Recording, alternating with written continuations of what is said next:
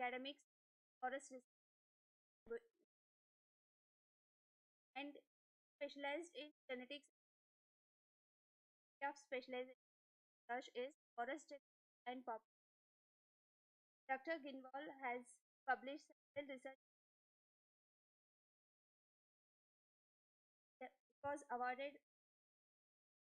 and Brandeis for his contribution. Now I hand over session to Dr. H. Please.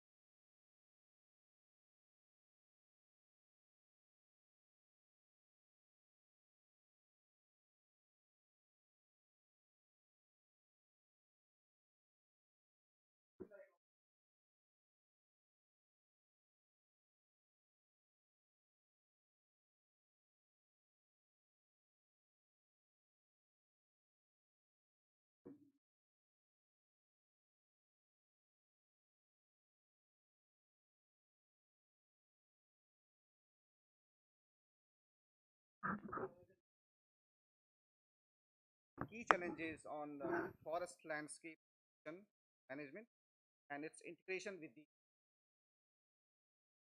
So this session aims to explore ways and means to enhance interdisciplinary and cross-sectoral approaches, guide both conservation of existing forest biodiversity and forest ecosystem, and restore biodiversity that has declined, that have been degraded. So today we have got three session. Dr. Yes Rawat,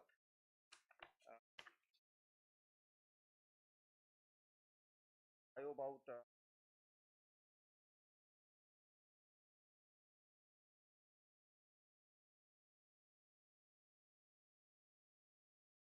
GS Rawat, right inside, he was the former scientist at the Wildlife Institute, has been actively engaged in research and academic area of research, ecology and management of alpine range habitat actions. He has published Fellow of National Academy of served as a member of several assessment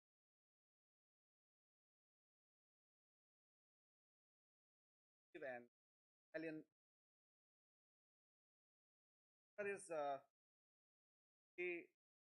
Pandi Hardausi, and he is a consultant here and has a long.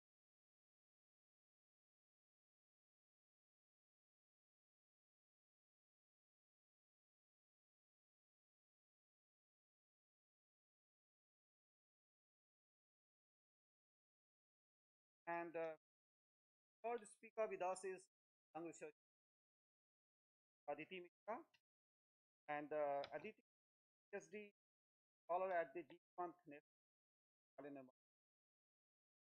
completed a master's in environment management. Our current research involves assessing the impact of forest fire as a Uttarakhand. Also serving as Indian at towards building has served board member of International Forest delegate in FCC COP27 and World Forestry Congress. Having worked with the UN, she supports the launch of the Decade on the World Environment Day 2021. So, with these learned speakers, we are going to start with, and because we invited a poster session also, and this was the session where we received the maximum, posters, maximum abstracts, and the session is already being displayed in our, lounge. One can have it, one can find a time to have a look on to those posters over there. So we have a time of say about 50 minutes to conduct this session. So I will request the first speaker, Dr. G.S. Rawat, to please make his presentation. And the time limit is 15 minutes, then followed by some discussion. Dr. Rawat, please. Can we project my PowerPoint presentation, please?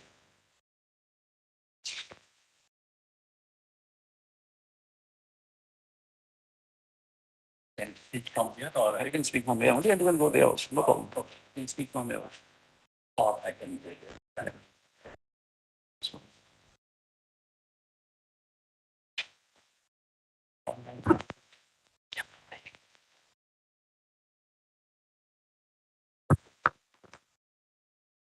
can you project the PPT, please? GSR, it is named under GSR.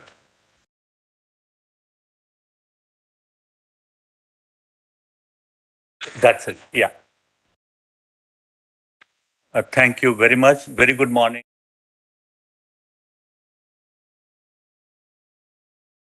Ginwal, ladies and gentlemen.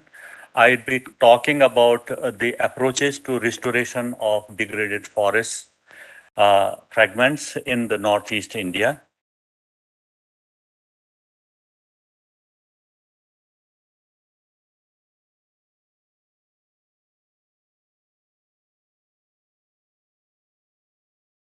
Rapid ecological surveys, and I was involved in preparation of state biodiversity strategy and action plan for Meghalaya or one or two other states.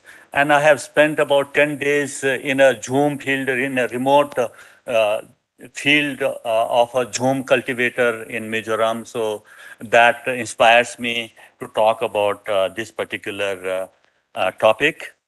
In my presentation, can you change the slide, please? Yeah, in my presentation, I'll be talking a brief overview of Northeast India, major drivers of fragmentation and degradation, um, approaches. Okay, thank you.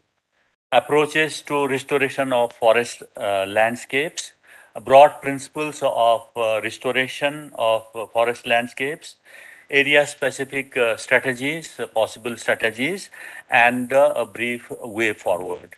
So, talking about Northeast India, as all of you are aware, it is country's greenest region.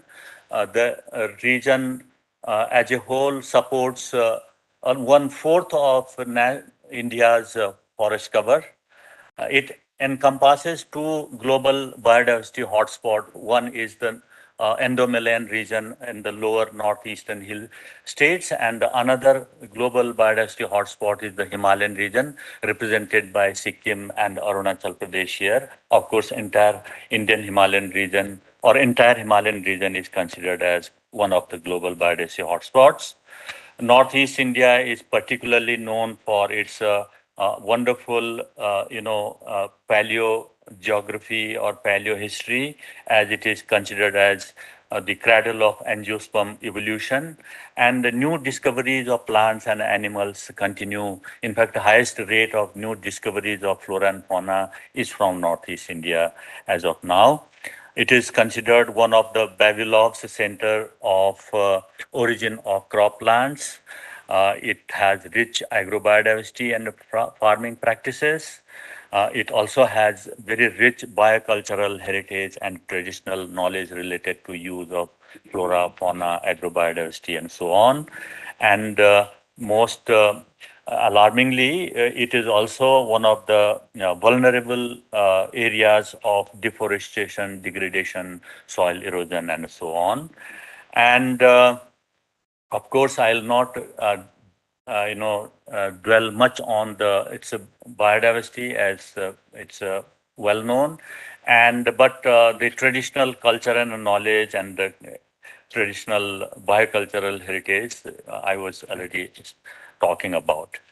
And now coming to major drivers of degradation and fragmentation, there are a couple of more or less universal drivers. For example, land use change and degradation is one driver that is very, very prominent there. Spread of invasive alien species and habitat fragmentation is another cause of concern.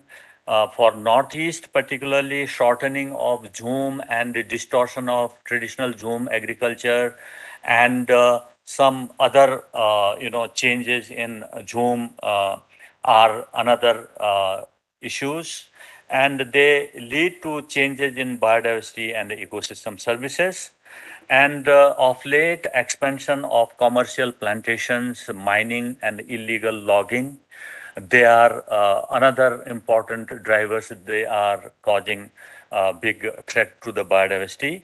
And on the top of it, there is hardly any region-specific scientific management strategy. There are, of course, hundreds of papers published, but for the entire landscape, what should be the scientific management strategy, that is not in place. So that is need of the hour.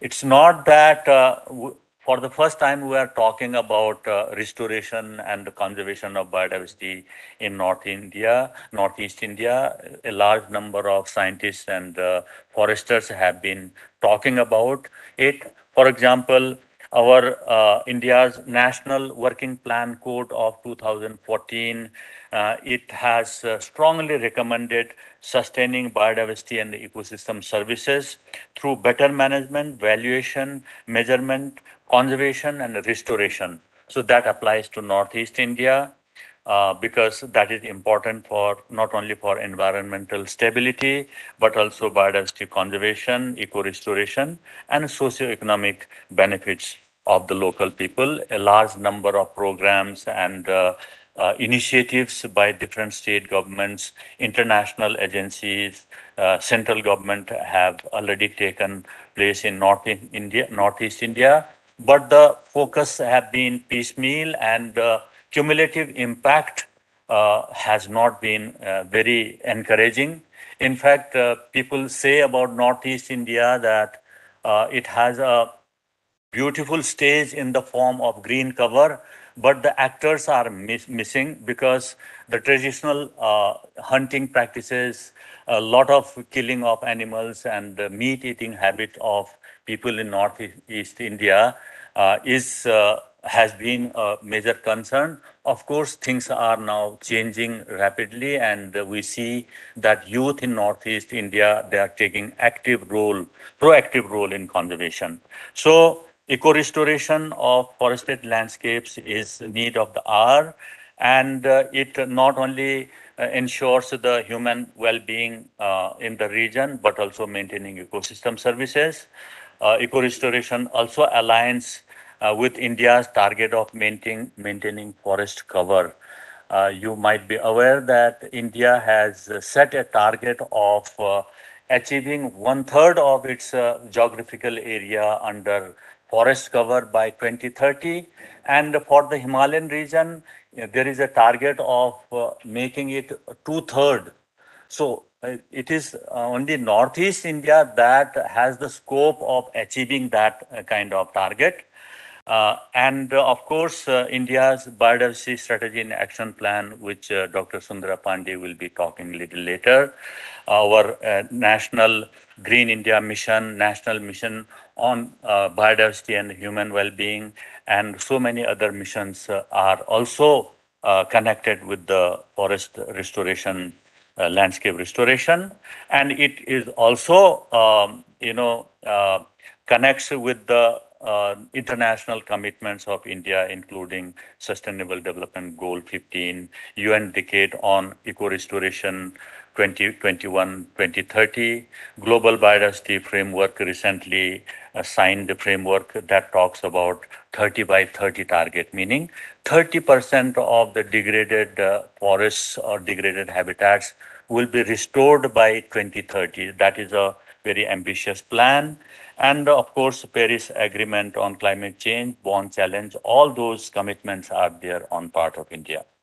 So, having said that, what can be the approaches of restoration of forest landscapes in Northeast?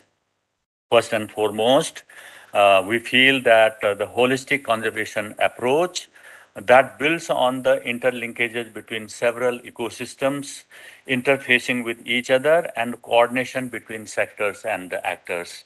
So that is one very important approach. Secondly, focusing on ecosystem goods and services, people-centric approach has to be there. And then lastly, the cross-sectoral coordination, planning, and investments with the focus on green growth and climate resilience. The RED program, RED plus plus program, and so many other programs, they have to be implemented in different areas. Now coming to area-specific strategies, because Northeast is very, very diverse, and the land use as well as the governance and the land ownership also varies. I have just projected three kinds of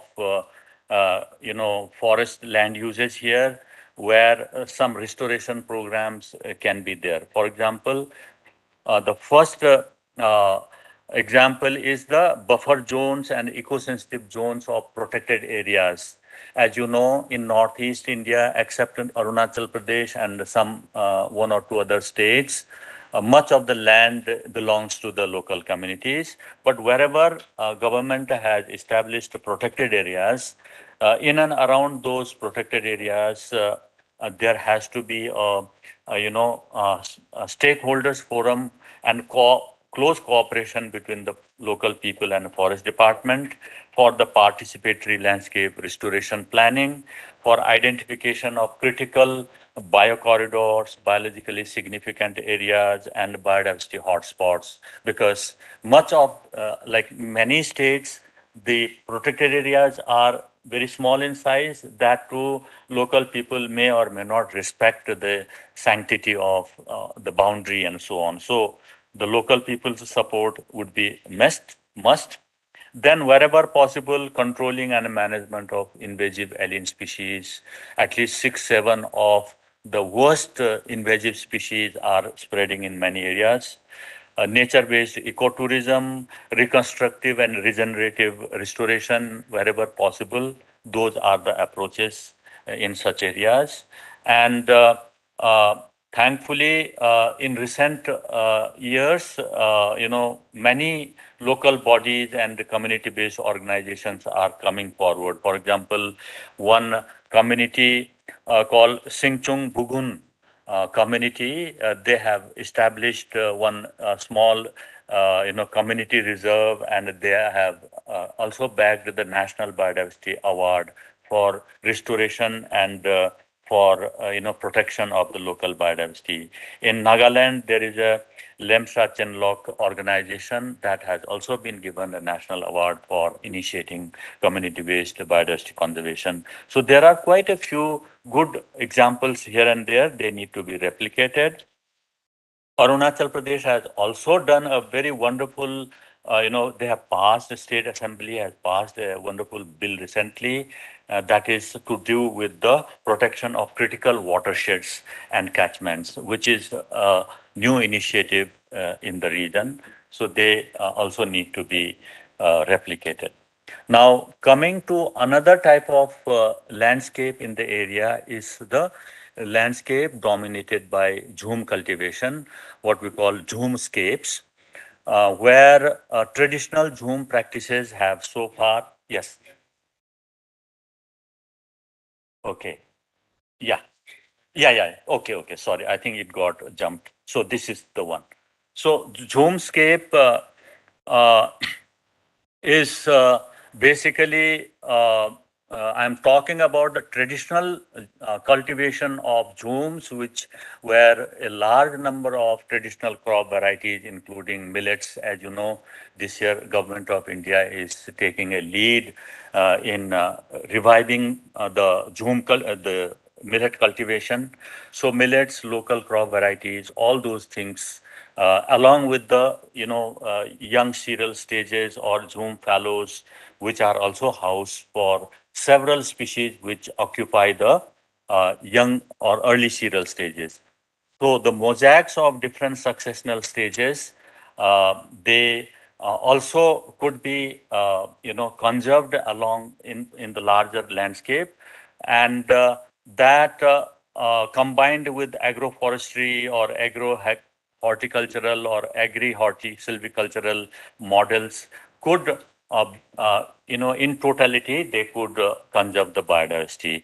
And in a way, I equate this type of approach with that of the Satoyama initiative, if you have heard this term. Japanese, in their agricultural landscapes, they not only conserve the local crop varieties, but also small patches of natural forests and different stages of succession. So that is one, approach for future in such areas. And like in Nagaland, many of you might be already aware, the traditional the elder-based, farming and natural way of fertilizing crop fields and doing the fuel wood as well as small timber as well as agricultural crop is an excellent example in itself. So there are several things possible. I am not going into detail because of time constraint. And then the third way of conserving, third approach could be for the areas which are, which have been designated as community conservation reserve or sacred groves. So there, the role of local biodiversity management committees, local self-help groups, as well as other bodies can certainly involving youth and so many other actors can be, taken for the restoration of forested landscapes. Here we will require combination of natural restoration, assisted restoration with reintroduction of desired multipurpose species. One very interesting example many of you might have heard about the protection of hornbill nests and the adoption of those nests in Pakwi Tiger Reserve. As you know, that hornbills and many fruit-eating birds, they are the sole dispersal agents of tropical forests, subtropical forests. But traditionally, people in Northeast used to hunt hornbills to get the casque, the head portion of this hornbill to decorate their headgear. And but recently, with the intervention of Datta et al. And one of our former students from NCF, they have, along with the local community, they have started giving the artificial, casques or the head, big portion of the hornbill, and the local tribal chieftains and other people have been encouraged to protect these nesting sites. And because in and around those nesting sites, hornbills bring in large number of seeds of wild plants. So that is one way of, restoring the forest, natural way of restoring the forest, allowing natural regeneration. And similar other approaches, other student of ours did a survey of plant animal interaction or bird plant interaction in many heavily degraded forest fragments, where the birds were bringing in large number of wild seeds, and in the process of feeding they were dispersing. So that is, if we allow such interaction to happen, if we protect such bird communities, forest is expected to recover and restore.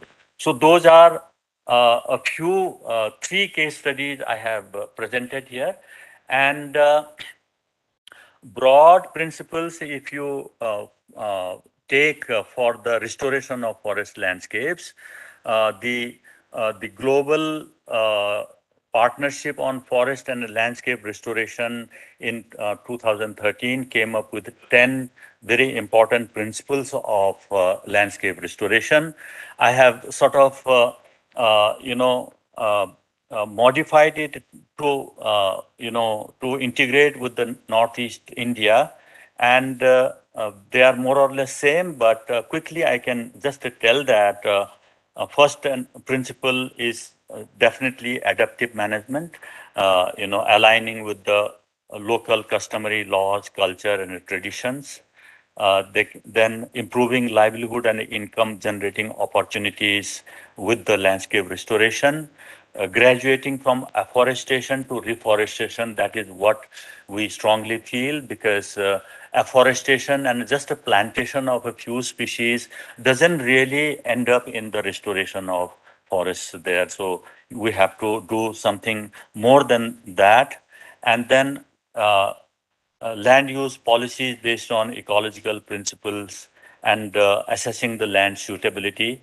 For example, this oil palm cultivation, there has been a big opposition of late in Northeast India, because the industrialists may not be really aware that many of the states in Northeast are not really suitable for oil palm cultivation, and they require a lot of water, and there is hardly any, you know, uh, any success in other areas. So that is a major issue. And recognizing traditional Jhum as agricultural land.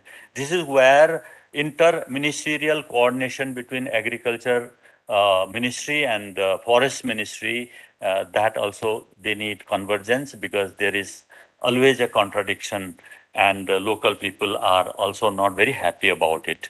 And clarification of rights and responsibilities, and so on. So there are 10 principles I have listed. I will not get into details, but the yeah. So just the 10th point, for example, uh, I have also mentioned in my abstract that various programs and activities could be easily linked with the national mission, such as Green Credit Program and Prime Minister's Program for Restoration, Awareness and Nourishment and Amelioration of Mother Earth. PM Pranam, that is what has been abbreviated. So this can be linked with the restoration of forest landscapes. And lastly, we need to really work in the field by the scientists and the other stakeholders for bridging the gaps in science, policy, and practices for the forest landscape restoration, and work towards conservation of line agencies. So those are a few thoughts, quick thoughts, and if there are questions or comments, I will be happy to respond. Thank you very much.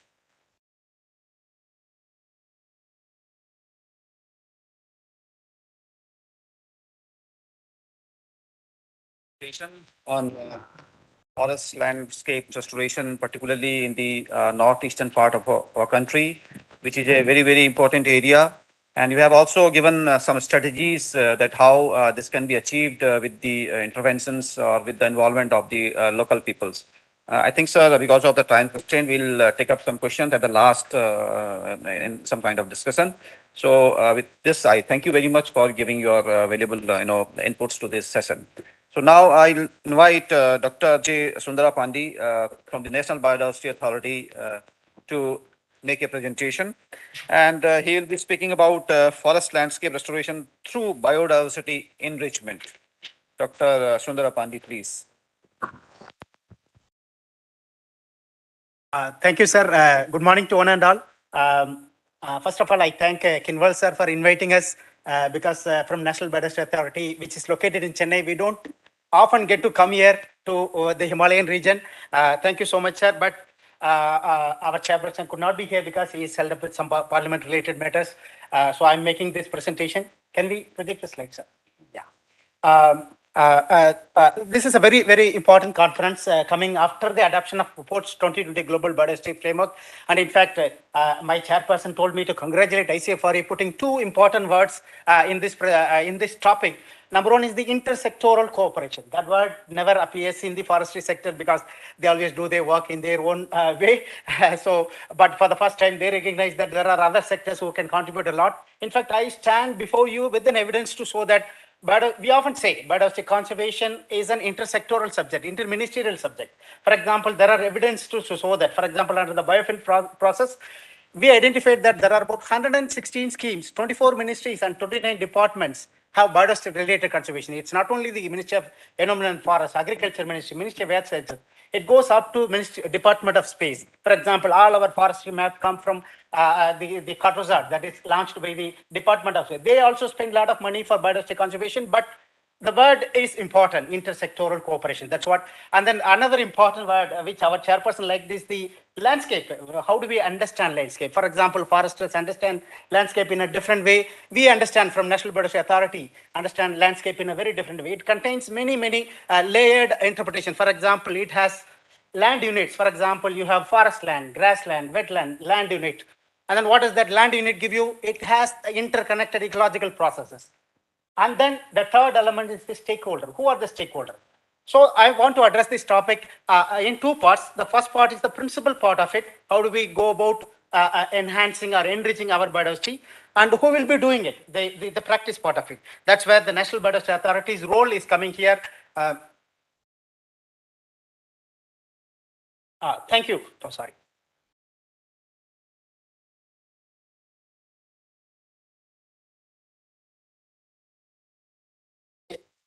Can you do it, sir? Next. Yeah, you can do it. Yeah. Just look at this. I mean, I'm dragging you back to 1992. I just want to tell you that there are three important conventions open for signature in Rio. Everybody knows it. But the political, the political attention was drawn largely to the climate change convention. But today, biodiversity convention is the convention that can link forest and the climate change. That's what I want to tell you. Next slide, please.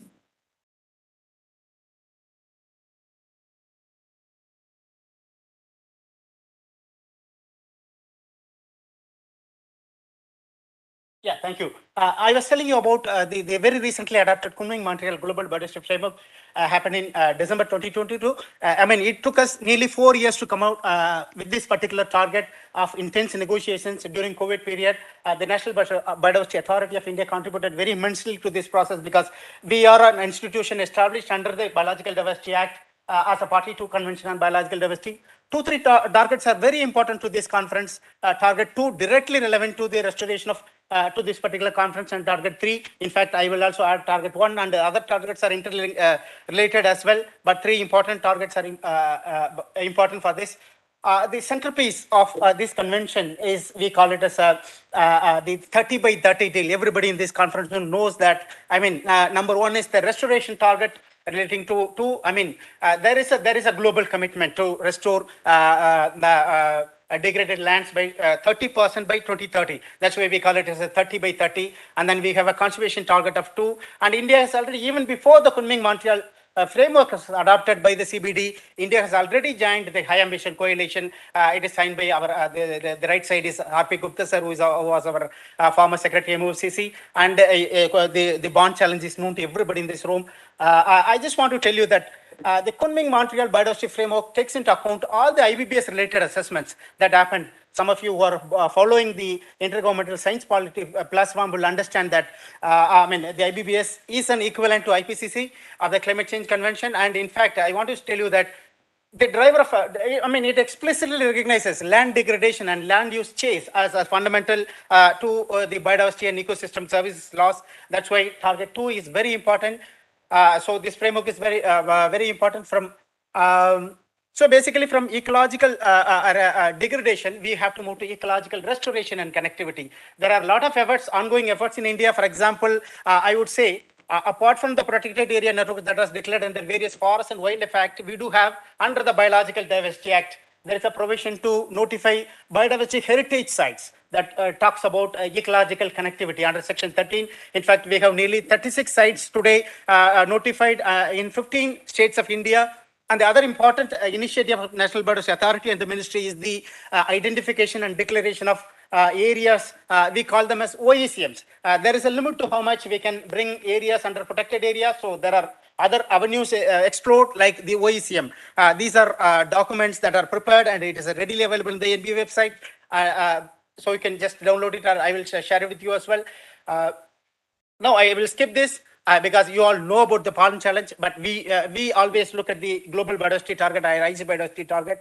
I am just dragging you back to the strategic plan and what we achieved through that. There is one particular target in strategic plan that is very important. It is the target 11, IC target 11. Many of you who follow CBD process know that we are supposed to conserve 17% of the terrestrial area and 10% of the marine area. And India declared that. All of you who are reading ISFR reports know that on terrestrial component, India has already succeeded. We have nearly 24% to 27%. If you keep on adding these BHS and other areas, 27% today is under some kind of a protection in terrestrial target.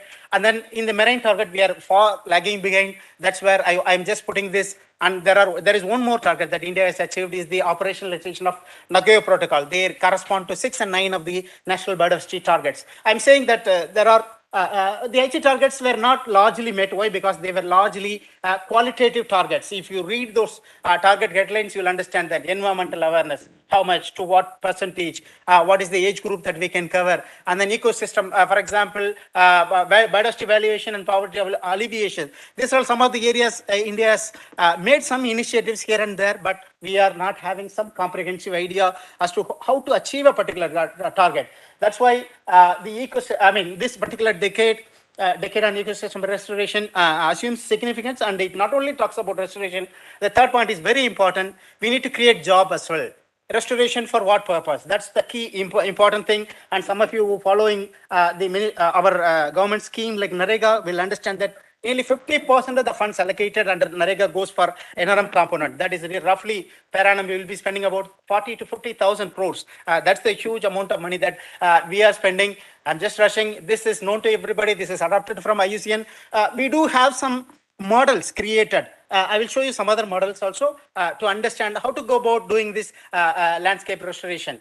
I'm just offering you the practice part of it. We talked a lot about the principle part of it. It is decided globally and nationally. The practice is very important. What are the institutions that the government of India created? For example, I'll talk about the institutions created under the Biological Diversity Act. We have 3-tier institution. One is the National Biodiversity Authority. We are at Chennai.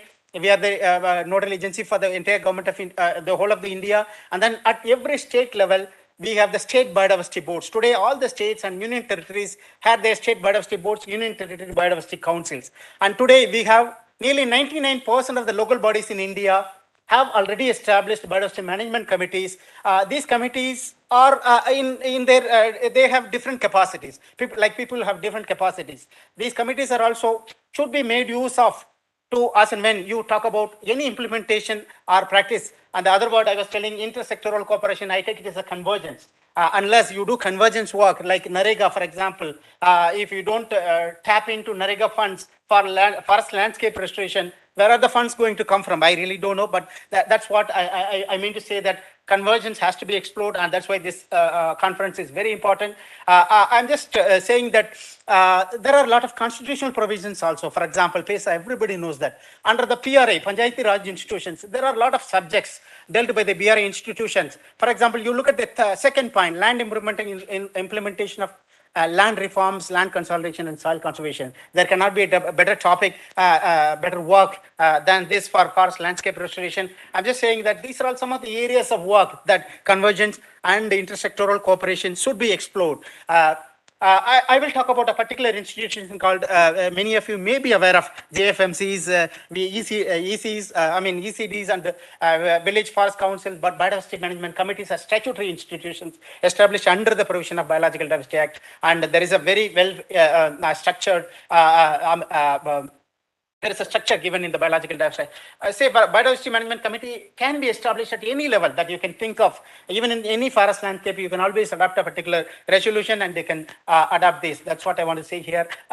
Say, for example, another important initiative that today I was talking about financing. Who will finance the forest landscape restoration? Today, in the 15th Finance Commission, we have made a lot of inroads. For example, I was talking to, Rawat sir, when our Mathur sir was there, the Wildlife Institute of India director was there as our chairperson in NDA. He made a representation before 15th Finance Commission to say that consider biodiversity management activities related to biodiversity management committees and preparation of PBRs as one of the funded activities under the 15th Finance Commission. Today, the advisory has all gone to all the, all the state governments. So to that level, financing is available. Say, for example, the Biological Diversity Act talks about three kinds of funds: National Biodiversity Fund, State Biodiversity Fund, and Local Biodiversity Fund. If you look at it, the Local Biodiversity Fund has the maximum attention. That's where all the, you can tap CUMBA funds, any fund. These are statutory funds that are created under the provision of the Biological Diversity Act. So there is a funding mechanism available. Any fund you take, you say it can be, tapped into by the Local Biodiversity Fund under Section 42 to 47 of the Biological Diversity Act. Biodiversity management committees has a vital role to play. And say, for example, you go to Kerala, states like Kerala, which are highly literate states, you have all the panchayats in Kerala state have the biodiversity management committees established. In fact, they do a lot of restoration work. In fact, they restored one river, which is a dead river. The panchayats, there are case studies available with the National Biodiversity Authority to say that. I'm just saying that biodiversity management committees has a very important role to play. And this is a GPDP. Another important component of the PRA institution is the Gram Panchayat Development Plan. There are about 29 approved activities. You look at activity under land improvement. You look at activity under social forestry. I red lighted some of them. I green lighted some of them. These are all forest related activities which require, which should be tapped into. I just want all of you to go through these documents to understand that there are instruments available to carry out our activity. Nearly 40% of the activities have, relevance for forest land restoration. There are some models emerging not only from the forestry sector, there are other sectors. I was talking to you about the OECM concept. The other effect, there are a lot of private parties that are engaged in. This is one of the first OECMs ever recognized by our ministry. This is Aravalli Biodiversity Park, which, yes, sir, that's all, sir. I'm concluding. There are some more example. There are private sector example. There are green belts, for example, one TVS company, we call this under CSR initiative. The benefits are known to everybody. I want to thank the organizers for giving me this opportunity. Thank you so much. Thank you, sir.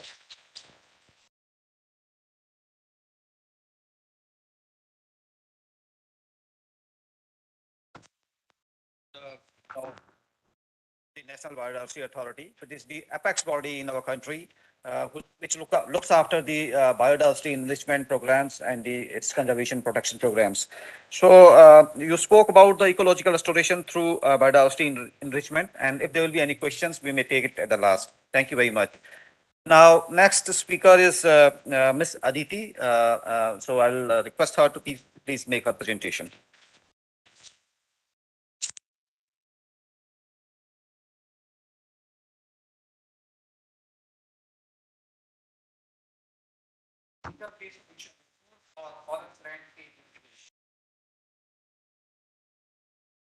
Good morning to one and all present here. The topic of my presentation today is nature-based solutions, a tool for forest landscape restoration.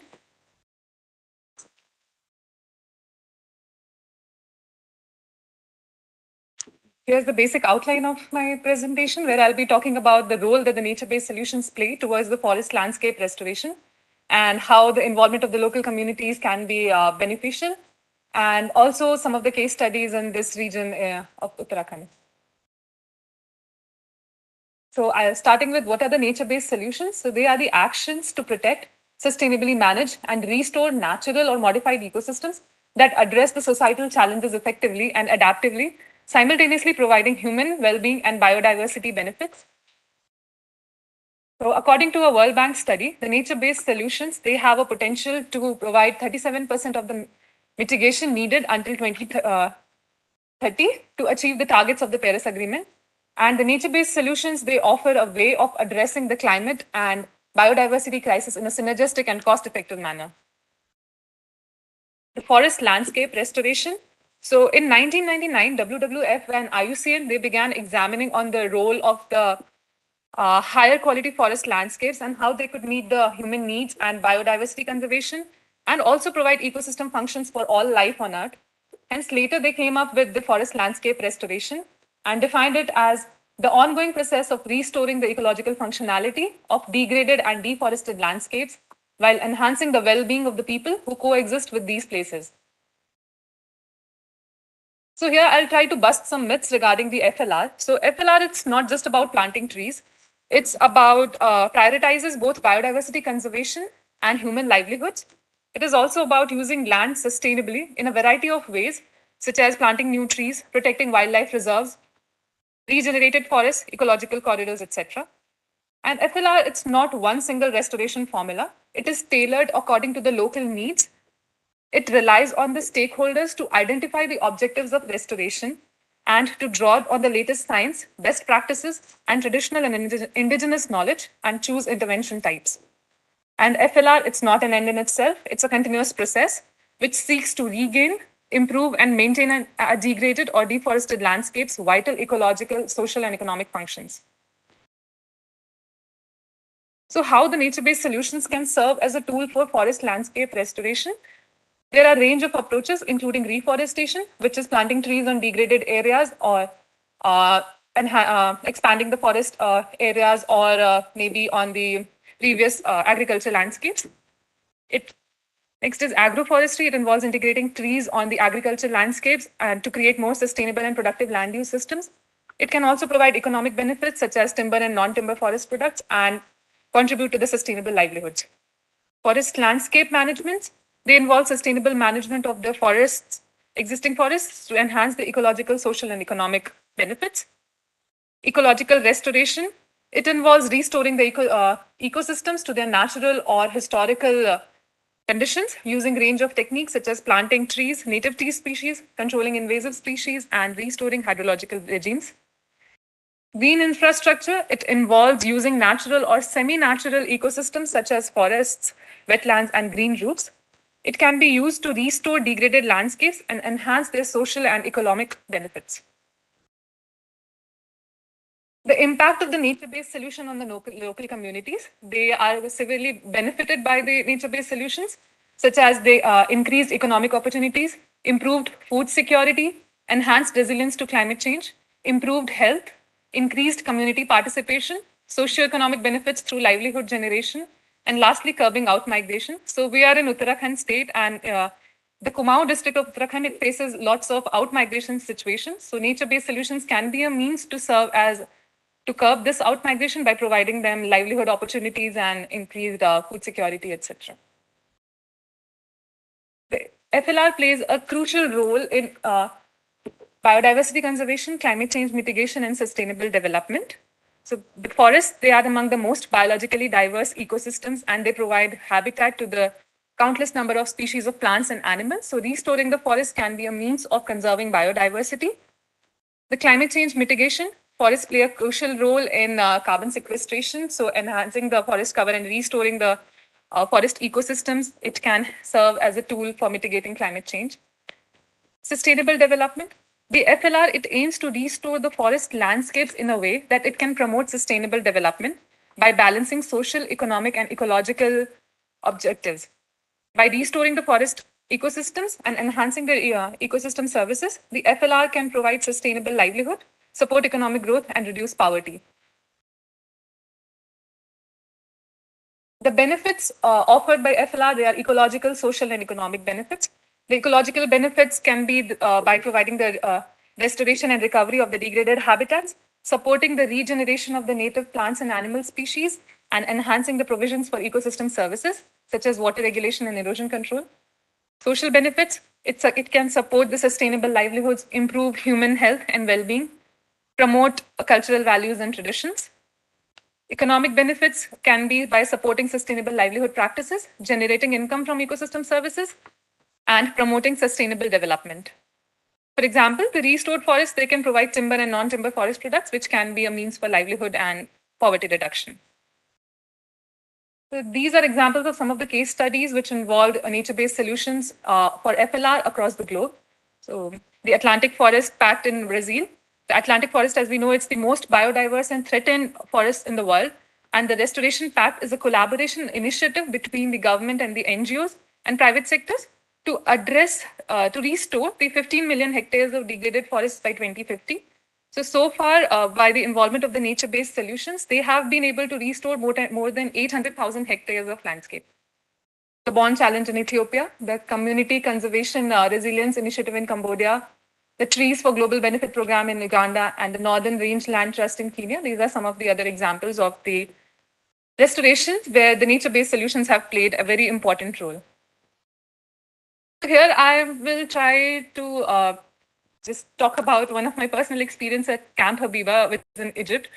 So it is one of the ecosystem restoration camps in the Sinai Peninsula of Egypt, which is basically a desert. So it shows the miracles of restoration, how restoration can even help in building the forest in the desert area. So as you can see, these are the fruiting trees in the middle of a desert in the restoration area. You can see olives, citruses, and mangoes. The case studies of some of the case studies of the restored mining area in Uttarakhand. So Uttarakhand, as we know, it used to have around 105 active mining sites of phosphates and limestones. So FRI, being the premier institute in this region, it played a very important role in providing restoration opportunities and helping in the restoration of these mining areas. So with the collaboration of the mining companies, so restoration work was done using the involvement of the nature-based solutions. So the program was initiated as a part of the restoration, integrating the ecological, economic, and social aspect of restoration, and it resulted in a lush green cover in the Himalayas. So the ones who have visited Mussoorie yesterday, they might have seen that the green cover in and around the area, but until 90s, it was a barren land. So with the use of the technology and the collaboration of the local communities, it's the result. Here are some of the challenges and limitations of nature-based solutions for FLR. For the limited technical knowledge and capacity, it is one of the major challenges. Like for the developing nations, it is important for capacity building and the technical knowledge of the restoration practitioners. Funding and financing, the FLR can be expensive and it requires significant investments in the short and long term. Limited stakeholder engagement. So successful nature-based solutions for FLR, it requires participation and engagement of stakeholders, including local governments, local communities, governments, and private sector actors, and of course, youth. So however, in some cases, there are limited stakeholder engagement, which can limit the effectiveness of nature-based solutions for FLR. Site-specific challenges, FLR has to be tailored according to the local needs.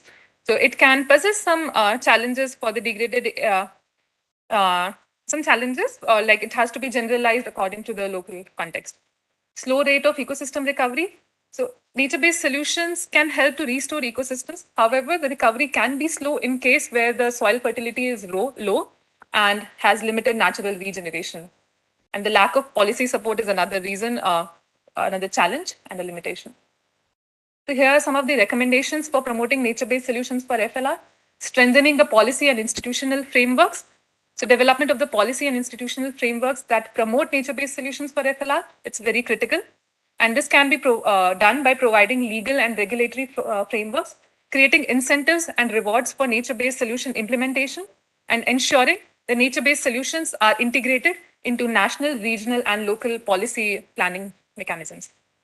Promote community participation and empowerment. The communities should be involved in planning and implementation of the nature-based solutions for FLR, which can help in increasing the local ownership and accountability. Building partnerships and collaboration. The collaboration of the different stakeholders is extremely essential in the implementation of nature-based solutions for FLR. Developing innovative financing mechanisms.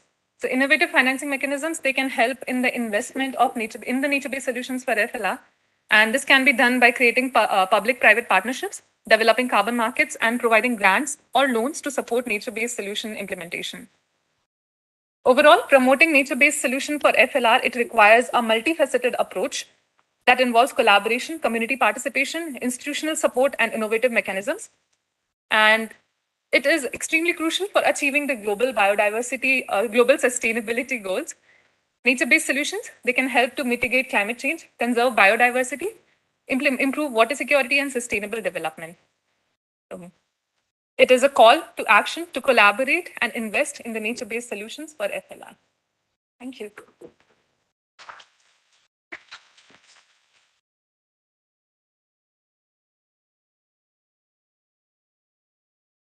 For a wonderful talk.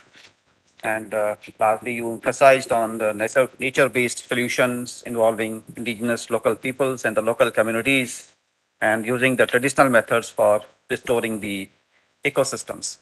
So I think we can take a couple of questions for the speakers.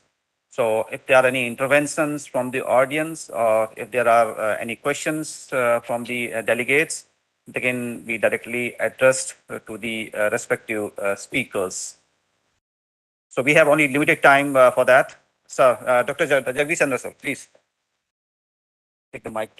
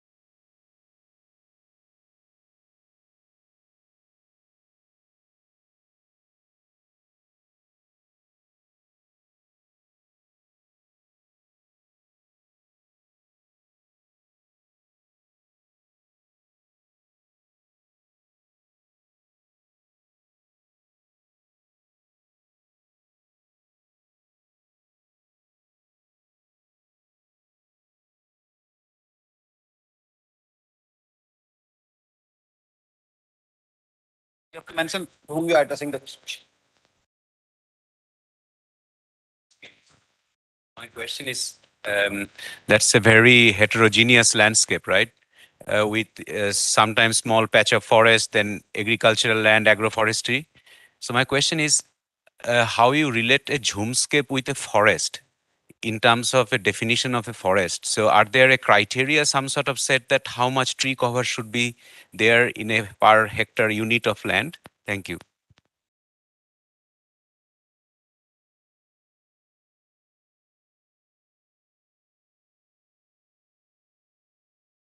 Although there is no standard definition of what proportion of forest should be there, but the area which is largely owned by communities and used as a zoom field, but there may be some three, four stages of zoom fallows. One young bamboo patch, for example. Some could be just a 4 to 5 year old regenerating forest. Some 4 or 5 year old zoom fields, and some could be slightly later stage which are about to be felled, and so that is the general conceptual framework. But in some areas, for example, in some parts of Mizoram, in Blue Mountains, and in Arunachal Pradesh, for example, there is very limited area under Jhum cultivation where land is fertile enough for the settled agriculture. So one has to do a little more in-depth research on that. But in parts of Nagaland, Manipur, and Meghalaya, most of the land, except those sacred groves and some PAs, much of the land falls under zoomscape. Even though they may be, in terms of forest cover, they may look like a forest land, but it is owned by the local community. So my point is, the Zoom fellows also need to be recognized as a official, Zoom fellow, not a forest. Thank you. Yes, please.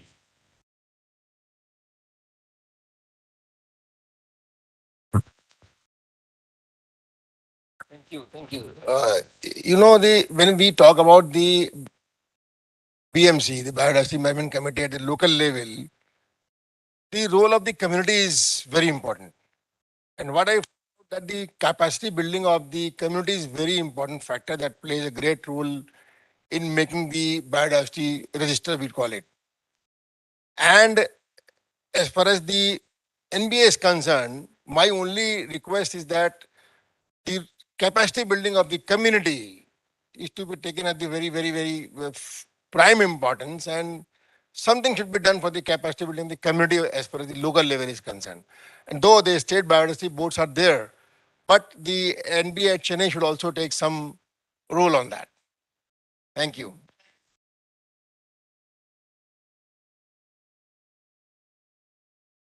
So basically, the funding requirement is too high, sir, for building 77.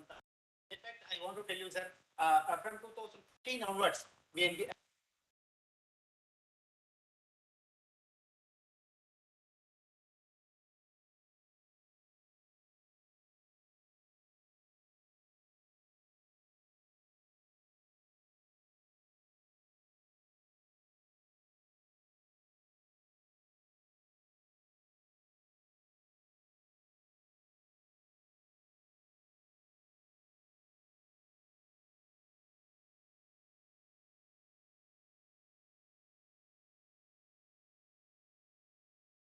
experience. Where we train nearly 5,000 people, sir. The block development officers, we are BDOs, who are basically governing the Panchayat Raj institutions at the local Panchayat level. So NDA is doing a lot of work in this area. There are modules available in the NBA website, sir. You can just look at it. Thank you. Thank you.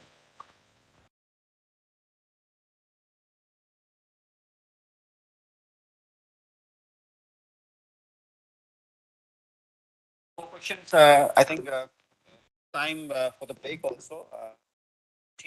But quickly, I will summarize the things. I think it was a wonderful session on the biodiversity and nature conservation. And there were three speakers. And they deliberated this issue in detail. And some of the, the summarized things which will appear out of this session. Our reporters will be, they will record it and they will pass it on to us. But in general, Dr. Rawat, he talked about the involvement of the local communities in Northeast India for the FLR issues, and he also presented certain case studies wherein successful case studies wherein the FLR can be handled with those issues. Dr. Sundara Pandey, he talked about biodiversity enrichment as a very important, aspect for the forest landscape restoration, and he also gave about the overview of, the National Biodiversity Authority and its various components. Ms. Aditi, emphasized basically on the involvement of the local peoples, the nature-based solutions, the local communities using the traditional methods of restoring the system. So in general, one thing was very clear that the involvement of the local people is very, very important in, if you are talking, if you are acting on the forest landscape restoration issues. Besides the, various policy interventions, various, governance issues like that. But until and unless we involve the local communities, local peoples, and the traditional methods of their, cultivation, they are implemented, they are integrated in the action plans of the landscape restoration. It is going to be a very difficult task, particularly in some of the important landscape management systems. So with this, we thank the speakers for giving the valuable inputs, and also the audience for giving, making it very interactive. So we end up here, and I hand over this thing to the organizers.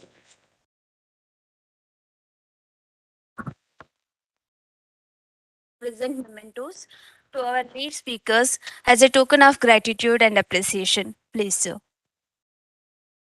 Sir, to Dr.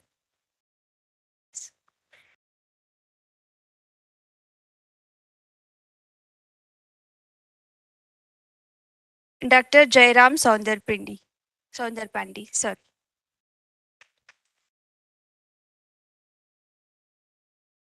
Miss Aditi Mishra.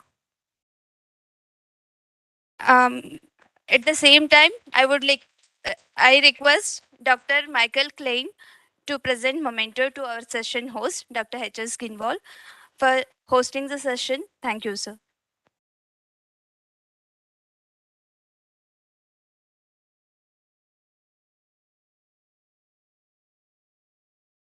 Thank you, sir.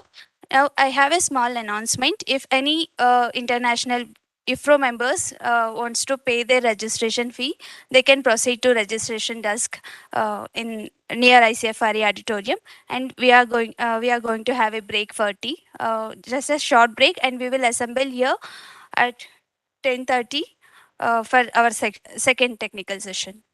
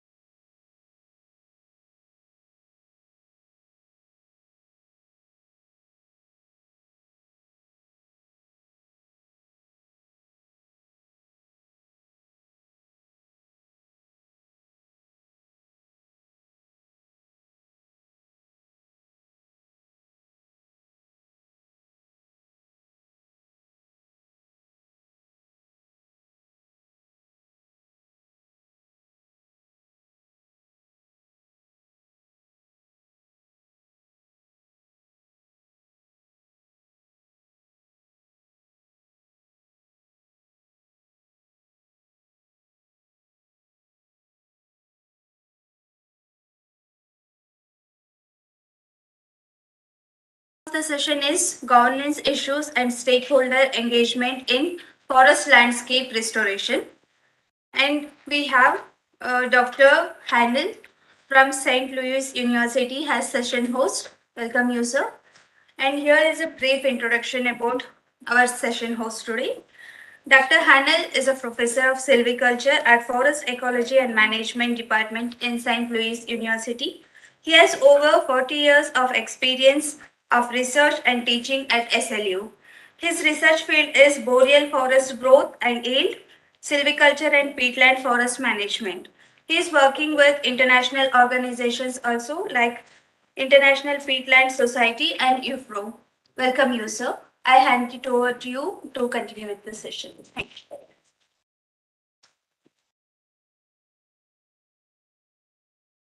you. Thank you very much for that kind introduction.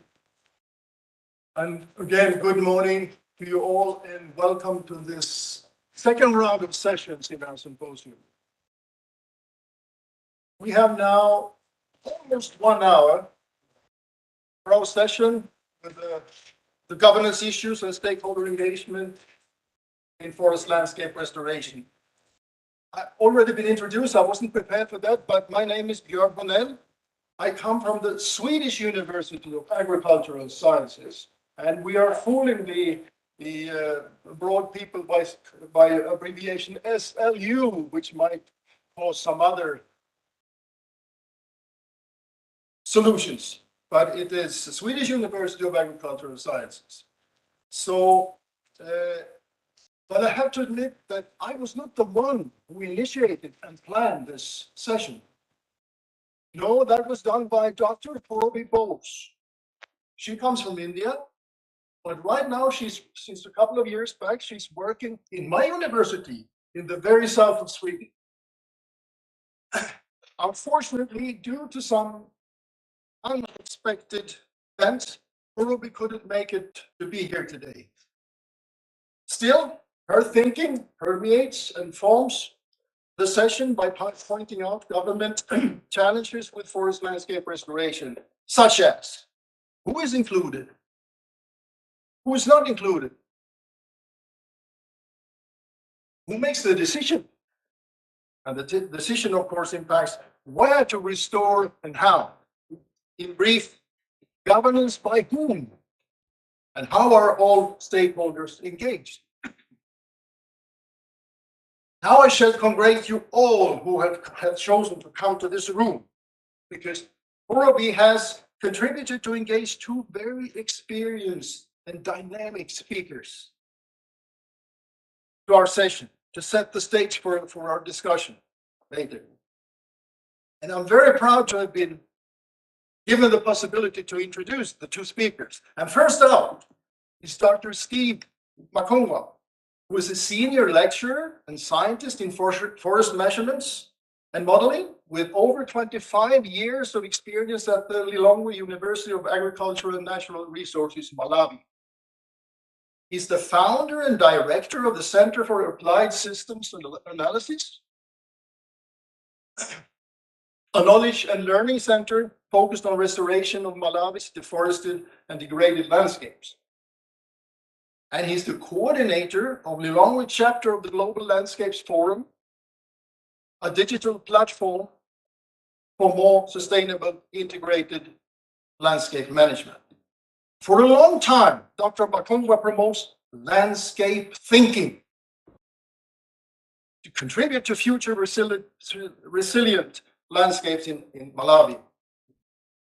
Finally, I shall reveal that Dr. Makungwa has a hidden superpower. He is multitasking as though he had 8 arms, not only 2, 4, 6, but 8. Now, Steve, I will kindly ask you to use at least 2 of those arms because I'm going to give you the whole floor. Please take over and welcome to give your presentation.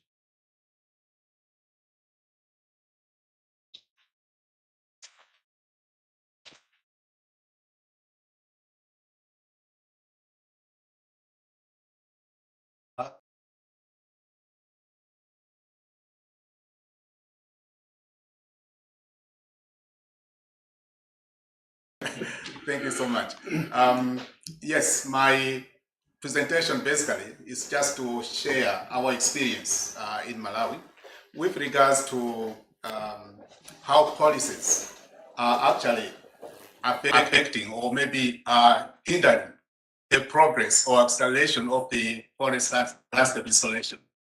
So we'll be focusing much more on how do we strengthen this? What is that we are doing on the ground with regards to these issues of landscape restoration and also vis-a-vis the policies that we are dealing with. So I've called my presentation to be strengthening forest landscape restoration supportive policies and laws in case of Malawi. That's the title of my presentation. Let's move on to the second slide. As I said, the overall objective of this is basically to share our experience and how government policies and legal instruments interface with landscape restoration. I think there will be some stuff there that maybe might be able to capture, and also, as we are discussing here, to be able to to advise maybe how best we can handle some of the things that we are doing on the ground. So it's basically looking at that context from our perspective. As we get into the actual discussion, I just want to show you the Malawi landscape, which comes to another slide, which my colleague is going to show us. This is just a basic landscape that you see is really deforested. The trees are not there. I was amazed yesterday driving from the airport to here to see the big trees, the forest that is there. I would say, wow, this is really what we are looking for in our country. Much of the forests are completely degraded. So that's just a typical example of the the landscape that we are really talking about. At the same time, can you move to another slide, please? Yeah, that's also another perspective, which is just near one of the cities where again you see the mountains and the hills which are there. You must have seen about 2-3 weeks ago that cyclone Freddy had really made big problems to our country, where we had lost quite a number of friends and sisters, brothers, and also destruction of the property. Many of it, they had the landslides from the mountains. So you look, it's just one of the examples of the deforestation that we have in the country. So these are the situation, the context that we really need to try to visualize as I'm getting through this particular presentation. So move to another slide. So if we look at that landscape that we just shown you, we see that our landscape is characterized by a large number of sectoral actors.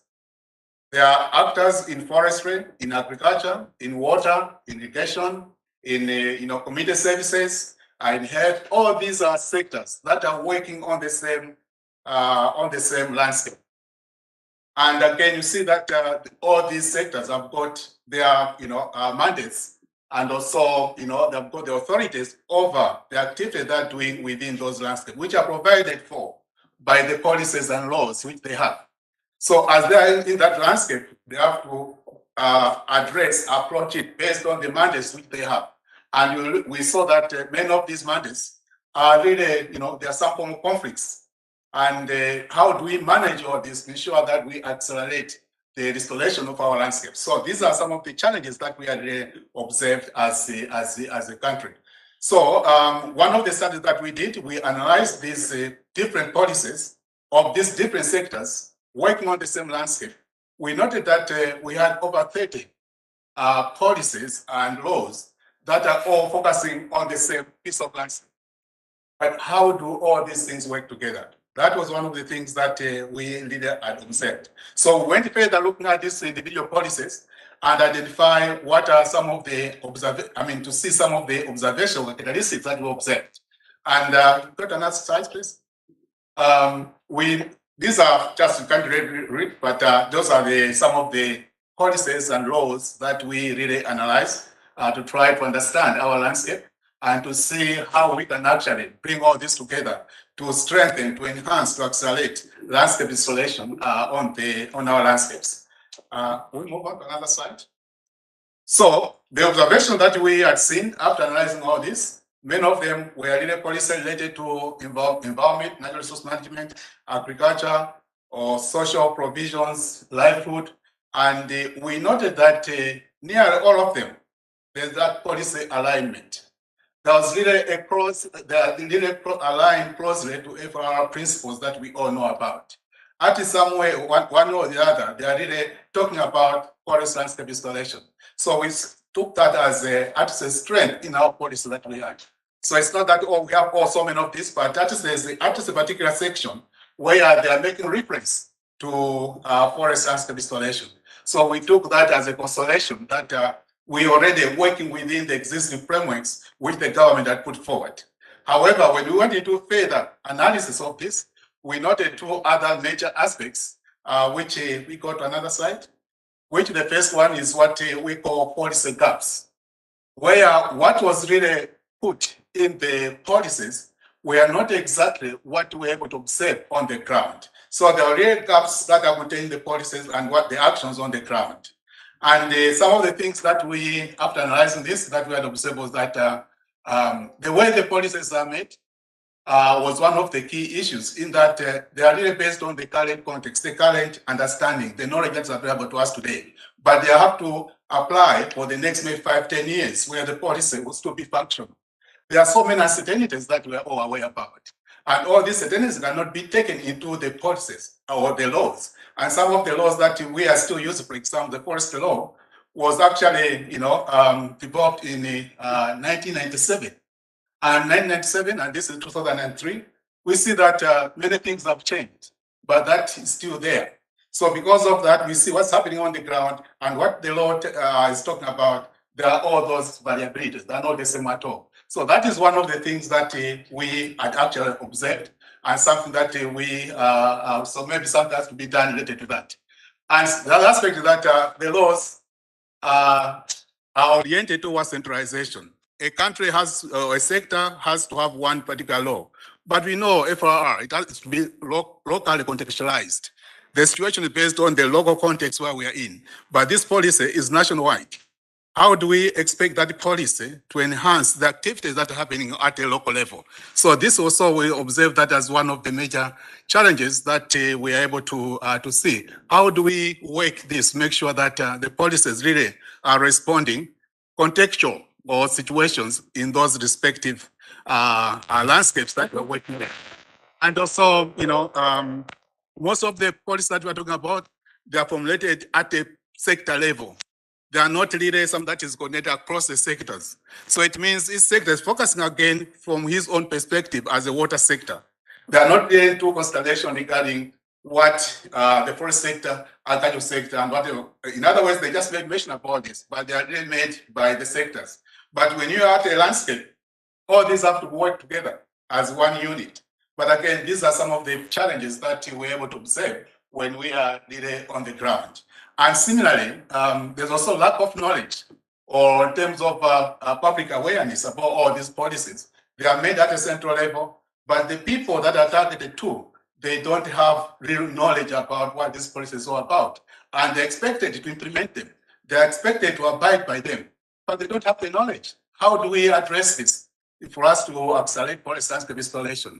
And finally, the institutional and individual capacity, we also observe that as one of the challenges. So all this really led to, to see this movement from the policy level to practice on the ground, that there was that particular gap that we're able to observe. So these are some of the things that, as we are here as experts, to be able to recognize about that, and how do we really work on this to ensure that we're able to address our issues at a landscape level. Can we move to another slide, please? Now, what we did ourselves, when we observed all this, we had to bring out some proposals, which I think we wanted to share with you, which the government is also considering. Some of them are already being implemented. One of the things that we said, we know that, we can't really change the process of making policies where, we have to base our policy based on our current knowledge without looking at the future. Now, what we are saying, can we integrate research at the implementation? Whenever we are implementing, can we really bring research as part of the implementation of the policy so that the lesson that we're able to capture can feed back into the, apart from the management itself, but also into the policy formulation and all that, so that all these things are able to move together. But because that has not been the case in our country, which as also I'm aware, maybe in many other countries, that has not been the case at all. We think research, which again, ourselves as researchers from IUFRO, is some of the things that we can actually be able to promote, although we are saying interconnecting policy and practice on the ground. So that could also form the policies based on what we can really do in our context. Secondly, we are also saying that one of the big challenges, we don't have any local references in terms of the implementation of this policy when they are put together. As we said, they are based on the concept, but again, how they are going to influence the change in mindset on the ground is not the same. So this is where we are saying that when a new policy is proposed, can we really have, a pilot, study to pilot that so that we have the local knowledge, local reference, and there we can have state in the case, but it's something that one of the policies, land policy was done. We found it to be much more informative, and also the acceptability, and even the communities were able to appreciate and see the value of having, those local reference projects on the ground. Awareness raising for policymakers. Some of the policymakers do not have complete knowledge regarding forest landscape restoration, the integration about all this. Can we develop tailor-made policy like awareness in terms of how different policies can be combined to ensure that they can how they can actually, or in terms of modeling, the impact of combining several policies to the change on the landscape. These are some of the things that many of the policies don't provide for. It's something that we can start thinking about to see how we can actually enhance the knowledge of our policymakers vis-a-vis the people who are implementing this on the ground. Governance issues is also another issue. Governance versus landscape boundaries. We know that our political administrative boundaries are really jurisdiction, whether they are at a province level or district level or region level. But look at the landscape, it's cutting across all this. How do you harmonize this so that the decisions are made at the landscape level without looking at the political jurisdictions? So it's one of the things that we still need to be reflecting on if we are here to make an impact regarding our policies. Yeah, so can we move to another slide? And that was really on the policy gaps, which we thought maybe when we take them from that perspective, we should be able to see, and that's what we are really proposing for in our context in the country, how we can address the policies or the gaps that we have already seen. The second element, which we had also observed when we are analyzing these policies, is about the policy conflicts. We noted that some policies, they were not in harmony with others or affecting the same landscape. There are those policies, for example, we had the food security policy, which is promoting winter cropping, meaning that during the dry season, because in Malawi we have got 2 seasons, wet season and dry season. Dry season longer than the wet season. So the government encourages winter cropping, especially along the rivers, so that the farmers can actually use the water to irrigate their crops. That's what the food security, which is, understandable. We really need to improve our food security. But again, looking at the, forest landscape restoration, and also looking at the, other environmental policies, they're saying, don't cultivate 30 meters, 50 meters from the river. How do you balance up these things? And we're telling the same person, the farmer. How do we really harmonize to make sure that these policies are able to reinforce each other? So that was also one of the aspects that we really observed. It's just one of the examples of the conflicts that we were able to see. Similarly, the customary laws versus the formal laws, we noted that one of the challenges that we had observed is that, especially the land policy. Within the land policy, one of the things that the government has actually put forward is that we needed to have what we call customary land committees, which are made of local leaders at a local level who would be able to allocate land to individuals.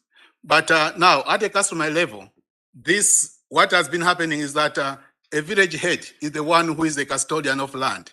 Can he give a land to, whoever asks for the land within the village? He knows again what the situation on the ground. And unfortunately, into this law, the village head is not included in this committee. So we are saying now, what's the essence? Because the ones traditionally, customary, who provides or allocate the land is the village head. But the formal policy doesn't include such a person.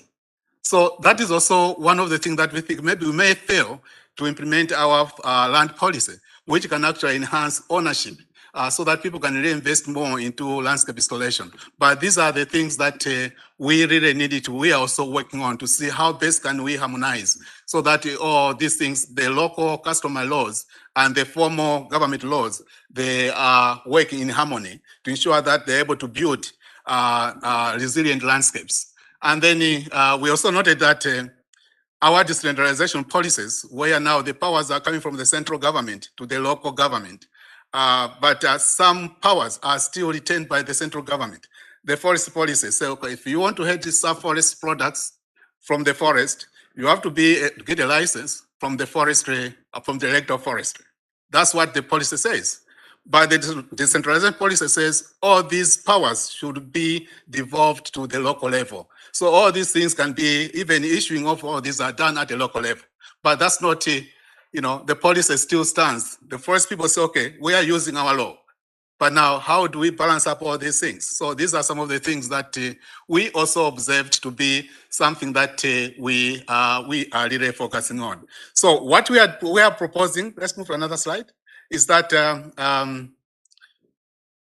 first thing, since we are dealing with different sectors, we are dealing with, can we, because what we have had, Forest Department developed a forest landscape restoration strategy, but they don't have the mandate to coordinate all the restoration activities across sectors, because this is not only done, restoration is not only done by foresters. Agriculture people are doing restoration. The water people are doing catchment area, restoration. All these people are doing that. Can we have one entity, government entity, who can be given that mandate to lead and coordinate all the restoration activities in the country? So that is something that is already being discussed at a national level.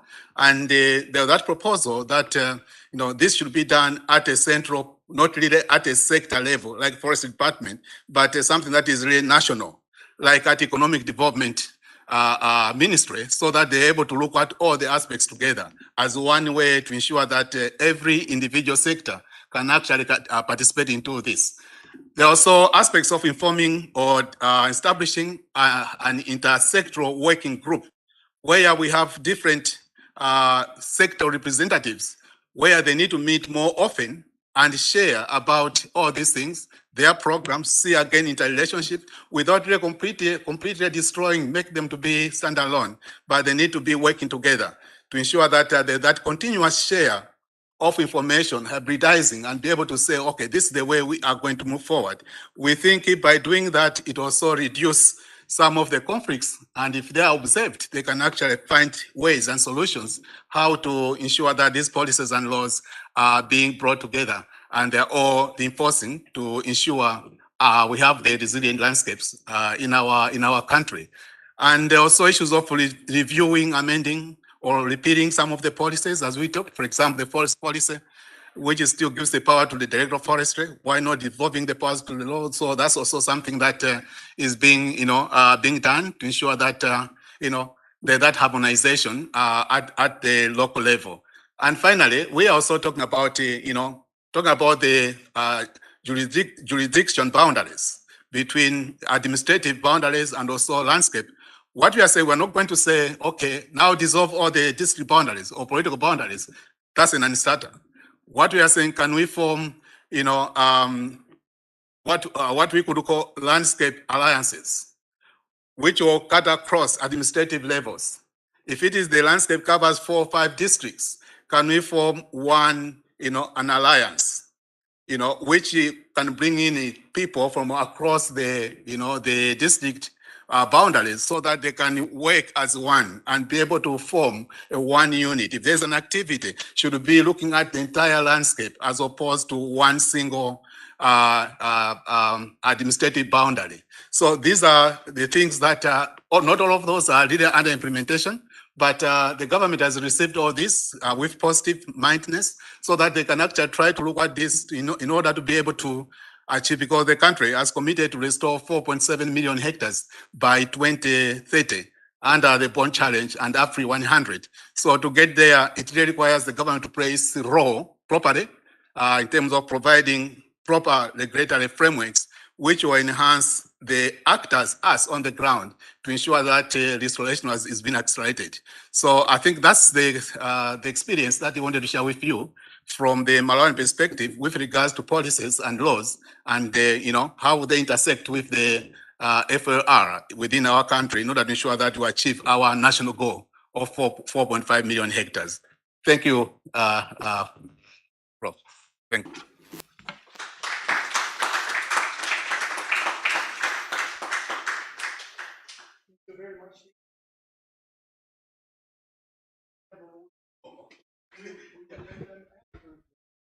But if there's a question,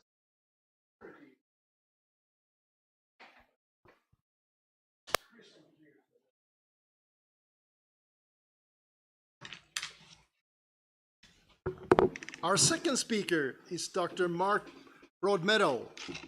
He's the UK Forestry Commission Head of Climate. Oh, I forgot my glass.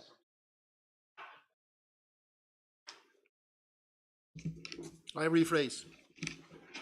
He's the UK Forestry Commission Head of Climate Change and is also the policy lead for afforestation. And Dr. Broadmeadow is a plant physiologist by training, and he previously led Forest Research's Climate Change Research Program and Environmental Change Research Group covering forest monitoring and climate change adaptation and mitigation. He is now leading the Environment Act statutory targets, the National Adaptation Program, and Forestry's contribution to net zero with the Department for Environment, Food and Rural Affairs Forestry Policy Team. Finally, I want to tell you that there is a very good reason we should be extra grateful to have Dr. Broadmeadow here today, because today, at home in the UK, his daughter celebrates her 21st birthday. Mark, we understand that you missed that, and the least we can do is to give you an extra warm hand for being here with us today.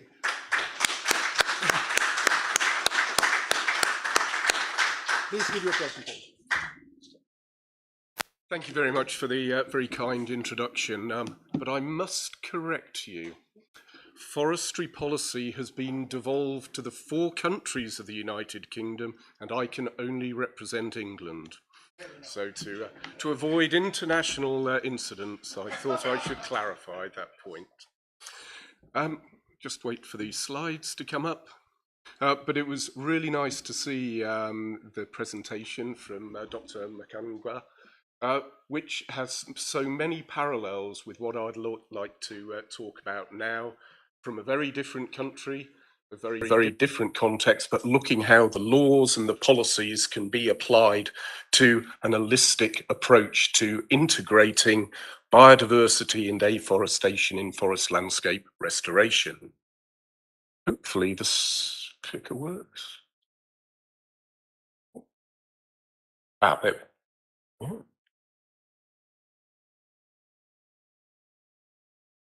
There. Okay. A bit of background to forestry and woodlands, as we call them in England, because we don't necessarily have the same scale as you do in India. England was deforested many centuries or millennia ago. So actually reforestation is not really a domestic context that we have. 100 years ago, we were down to 5% woodland cover in England. We have doubled that to 10% over the past century. We also have about 4.5% of land area covered in trees outside woodland. So we have a total tree cover of about 14.5%. Very low indeed. We do have a drive at the moment to increase forest cover, a lot of it driven by net zero and looking to reduce net carbon emissions. But there are some conflicts there. The land that is cheapest is in the uplands, and that has a lot of constraints to planting on it. Firstly, it has value for biodiversity, There are big landscape impacts, and there are real social and cultural impacts of taking land out of agriculture. So that really does need to be taken into account. As I say, there's a desire, and indeed policy, as I'll set out, to expand forest cover firstly, and we need to ensure that that is cooperative and holistic, enhances biodiversity, supports nature recovery, and is sensitive to the views of both landowners, bearing in mind the vast majority of land in England is in private ownership, but also the local communities and the large number of stakeholders that have a real interest in land use. So in terms of policy context, the most recent is the Environment Act that was passed into law in 2021.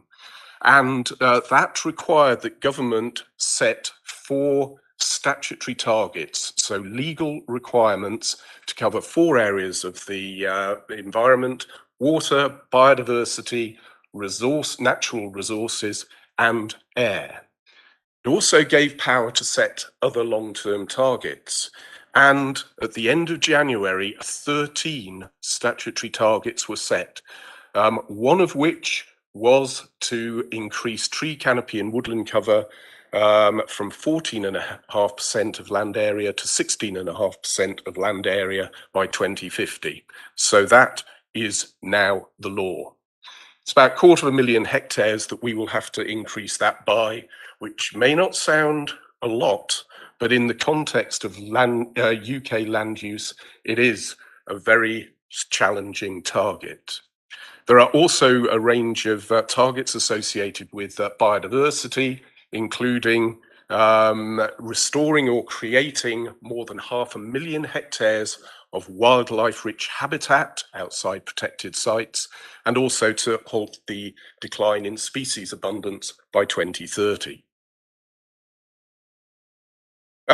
In the past, we have brought together as many mapped resources at national scale as possible to identify areas that are of lower sensitivity to woodland creation, to encourage landowners to apply for planting grants in those areas and avoid the challenges of trying to plant woodland where there are other sensitivities.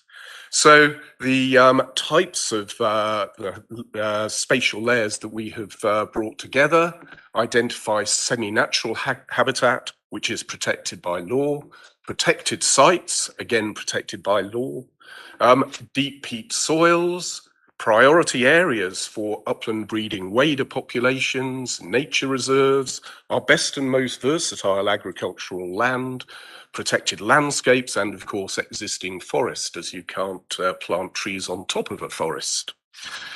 And that reveals that we've got about 3 to 4.5 million hectares of land that is lower risk for woodland creation, which is 23 to 30% of land area.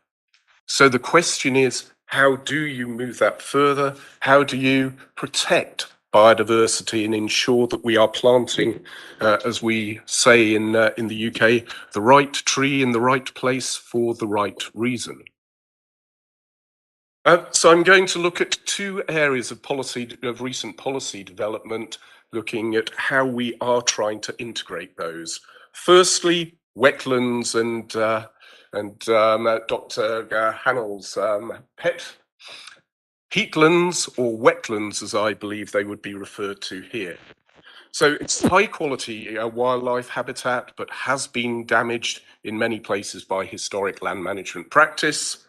Afforestation may lead to further drying out of the peat, which will increase greenhouse gas emissions from the peatlands.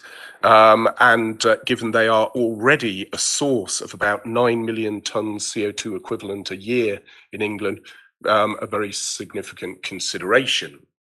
This map shows the extent of peaty soils, some of them shallow peat, some of them deep peat, across England, and these are distributed In the uplands in the north of the country and in the east of the country, those are lowland peats, some of our best agricultural soils, which will be pretty much out of the question for planting woodland on because of their agricultural value. To try to help that process and give certainty to landowners as to whether they are going to be permitted to plant on that land, we have developed a decision-making framework. And the first thing that is a requirement, if the site is on one of these areas of peaty soil, immediately a survey of both vegetation and soil is required to identify exactly what is on the site. There are then a series of questions about adjacent protected sites for wildlife, how deep the peat is, and we will not allow planting on peat that is deeper than 30 centimetres. And we're also looking at whether the planting on shallower areas of peat could actually affect deeper areas of peat next to them, so looking at landscape connectivity. And after that series of questions, including whether funding is available through local nature recovery strategies, which I'll talk about in a little while, whether there is funding available to restore those wetlands. So hopefully that provides a decision-making framework to give certainty to all, and that whole framework was consulted on by the forestry sector, the environmental non-government organisations who have an interest in this, and a host of other bodies. So that whole framework was developed in consultation. There's also quite a lot of detailed guidance hiding behind that I won't go into. The second area I want to look at is upland breeding wader populations. Again, as a result of historic land management practice, populations across Europe have declined very significantly, and the uplands are core areas for the populations to breed. That is obviously going to be in conflict with woodland creation. 9 species are protected through parliamentary legislation. The lapwing is shown there. And if forest replaces the habitat that supports breeding waders, and that requires a variation in grass height, and it needs open water in spring. So if forest replaces that habitat, those forests can harbour predators that reduce the breeding potential of those population. So again, there's a very clear need for a decision-making framework to support that process. To do that, we worked with one of the environmental non-government organisations to map all the known populations of these 9 breeding waders. Those are the distributions shown in the map. So it took a couple of years bringing all the data together. A lot of volunteers have carried out surveys, as well as structured surveys by the NGOs. And the location of existing woodland was also part of this process to map out areas where we really shouldn't be planting trees to protect those wader populations. One of those, that's the curlew, really charismatic bird, so one of the key ones we want to protect. So on the basis of all of that, we identified some maps for each of the species, identifying where the very best habitat was, and that's the darkest brown in these shades. And you can see that for different species, it varies across the country. So we now have a good theoretical data set. It is based on measurements, but it will change in time. So it's not just about what we have. It's also about surveying the sites before planting and check what really is on the ground. So within those 5 zones, we set out a framework to say where it is likely to be appropriate for the trees to be planted, where survey will absolutely be required, and where funding will be made available to carry out that survey work. So again, it's a framework developed with the same stakeholders that we engaged for the development of the peat process. You then end up with a very nice complex flowchart. Don't look at it. But it is there to provide certainty as to whether you can plant or not, to address this really challenging abutment of forestry and wader populations. And I should say there are a number of areas where consultation with local stakeholders will be involved in that decision-making process. We've also introduced a new policy through the Environment Act of Local Nature Recovery Strategies. And it requires that the Secretary of State has a responsible authority in place for every part of England to develop these local nature recovery strategies. And they provide a spatial framework for directing land management decisions and indeed funding for nature and nature-based solutions. What the local nature recovery strategies provide, 2 documents. A document with priorities and potential measures and a map of areas showing where existing biodiversity resources are and areas that could become really important for biodiversity recovery. Those are some of the maps showing some of the detail, and they include maps of really important areas for woodland creation to expand woodland habitat networks. And as I say, they are there to direct funding through grant schemes to particular land use changes. And the responsible authorities are local authorities, so involving communities, so you get real local buy-in to those documents. The final question I'd like to touch on is, you have all these wonderful maps, GIS spatial layers, but what do you do with them? How do you actually implement them? We have environmental impact assessment for forests, for afforestation, and indeed for deforestation across all 4 countries of the UK. And the thresholds are very small. If you're planting between 2 and 5 hectares, you have to get permission to plant your woodland. You have to submit the plans, you have to submit maps of the constraints to planting, and a decision is made. And the important point is that goes through a consultation process. The plans have to be put on the public register for a period of 28 days. Anyone in England can comment on those, any organisation, any individual. There's also a requirement that adjoining landowners are consulted in the process to make sure that neighbours are content with what is done. Environmental NGOs have a place, local authorities have a place to comment on that process. And it's the responsibility of the Forestry Commission to draw that information together and come to a decision as to whether, excuse me, whether to consent the planting as it is, or to modify the design of the planting so that it does fit in with local requirements. I hope that has given an overview of how we're trying to tackle this tricky subject in England. Thank you very much. Sorry, one point I forgot to make, and I think it is an important one. Through that entire process, we also require consideration of the impacts of climate change and whether a resilient habitat, a resilient woodland is going to be established. Not least because if government grant is being provided, we don't want to fund woodlands that are not going to survive. So, thank you.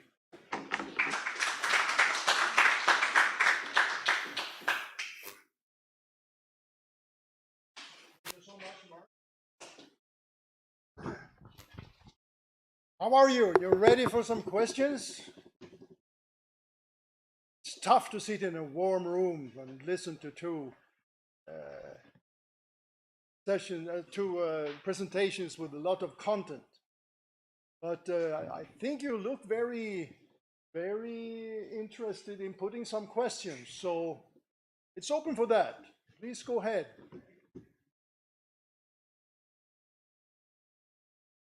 If nobody starts, I will do it. That's a threat. All right.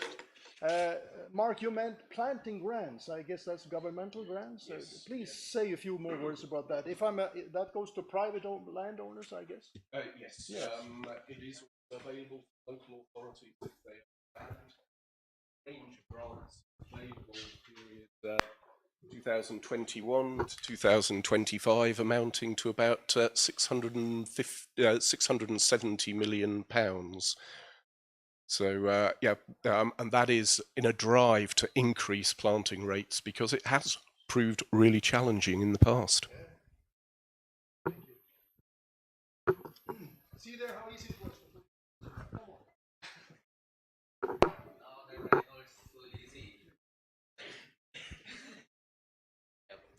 Steve, there was just a clarification actually.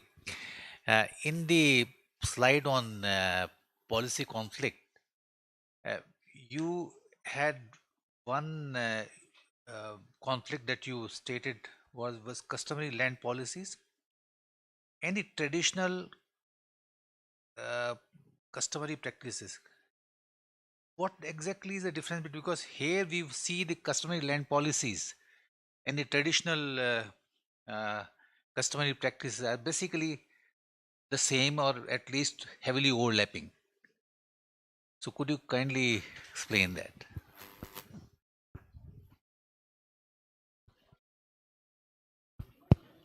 Yeah, thank you so much. Sorry. Yes, we have maybe from the customary, that is informal systems that have been there in the, maybe I should stand here, which have been traditionally followed in terms of land allocation, is basically based on a clan level. If I am a village head, I own more or less the land within my village and allocate it to individuals within the village itself. If there will be some visitors who are coming, maybe want to reside in our places, it will be the village head who take that responsibility. That has been the traditional way of land allocation. But now, because of that, there have been seen some challenges that some leaders, they're able to sell the land to people from outside, making so that the people from within, they could not have that, that land. So the government, the past 10, 15 years, has been really looking at the ways how best they can actually legalize land ownership within the country, so that also they give entitlements to individuals so who can actually facilitate restoration of this land, or maybe good practices for the land itself. So one of the elements which they had put in there said any allocation of land, it has to be done by a committee. And they stipulated the people who are supposed to be into that committee. So they left out the village heads because they said there are so many. The village head should not be part of this.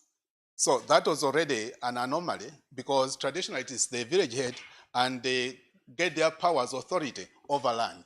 But now the government says you are not to be part of the allocation. It will be a completely different team, some of them from the government offices, and also maybe from the within the villages, they have to be elected members to be into this committee, not the traditionally recognized leaders.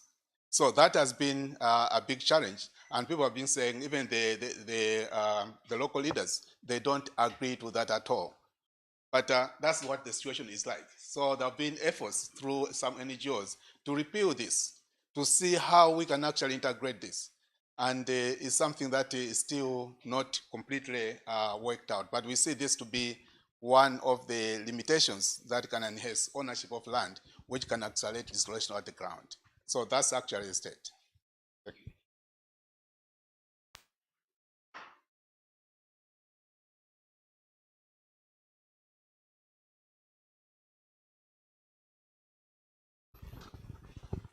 Hello.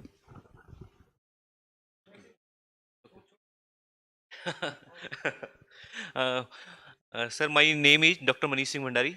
I am working on the forestry improvement and genetics program in case of our northern region of our country, particularly the states of Uttarakhand, Haryana, Punjab, and Uttar Pradesh. So we are basically dealing with the eco-distribution mapping of the forestry tree species.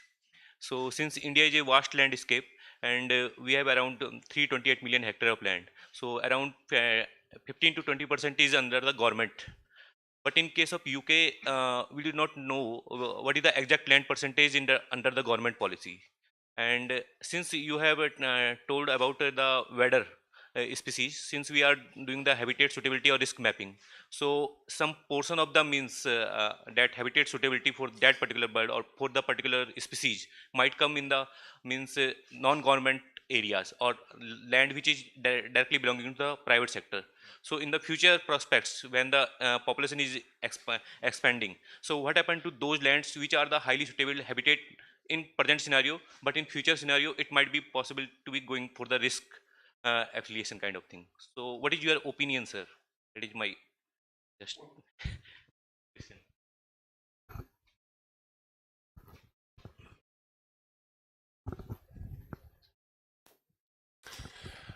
In terms of the land area that the policy applies to, the land area of England is about 13 million hectares, and as a guess, about 500,000 hectares is owned by government. The rest is privately owned in one way or another. So the vast majority of England is subject to this policy. And your other second question?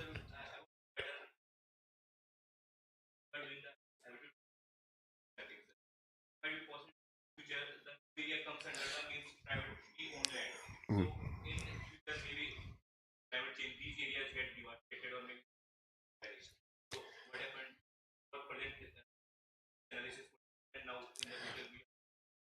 Mm. Yeah. Well, we have done some risk analysis for forests just on the public forest estate, and depending on how climate change unfolds, up to 60% of our plantations may be unsuitable in current definitions for commercial timber production. Yeah, that is without any adaptation, and we would hope and require, in fact, that there is consideration of climate change impacts when restocking those commercial plantations. So it's very much a worst case scenario with the more extreme climate change scenarios and in the absence of adaptation. But it just highlights the point, it's absolutely essential that we do consider climate change when we're thinking about forestry policies. Another point is that if growth rates do decline, probably to something closer to what's seen in Sweden, one adaptation may be accepting lower growth rates of the forests. They will be under more stress from pests and diseases, but these are all the issues that we have to consider in thinking forward. And after all, forestry is a really long-term venture, and why real effort is so important when planning a new woodland, because you're not doing it for your children, you're doing it for your grandchildren's grandchildren. You know, when you have been working many years with people, you can tell, sometimes you can tell from the expressions in their face that they are actually thinking of a question. Now we have the executive director and deputy executive director of IUFRO sitting here in the room. And I think I can see that at least twice it has. Perfect, that's right. You know me very well. I have a question to both speakers. I think, of course, obvious there are huge.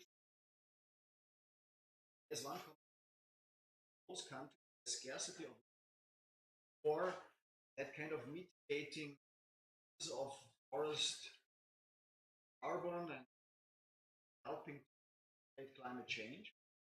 In both countries, partly for the reason everything is agriculture, it must be agriculture because securing food,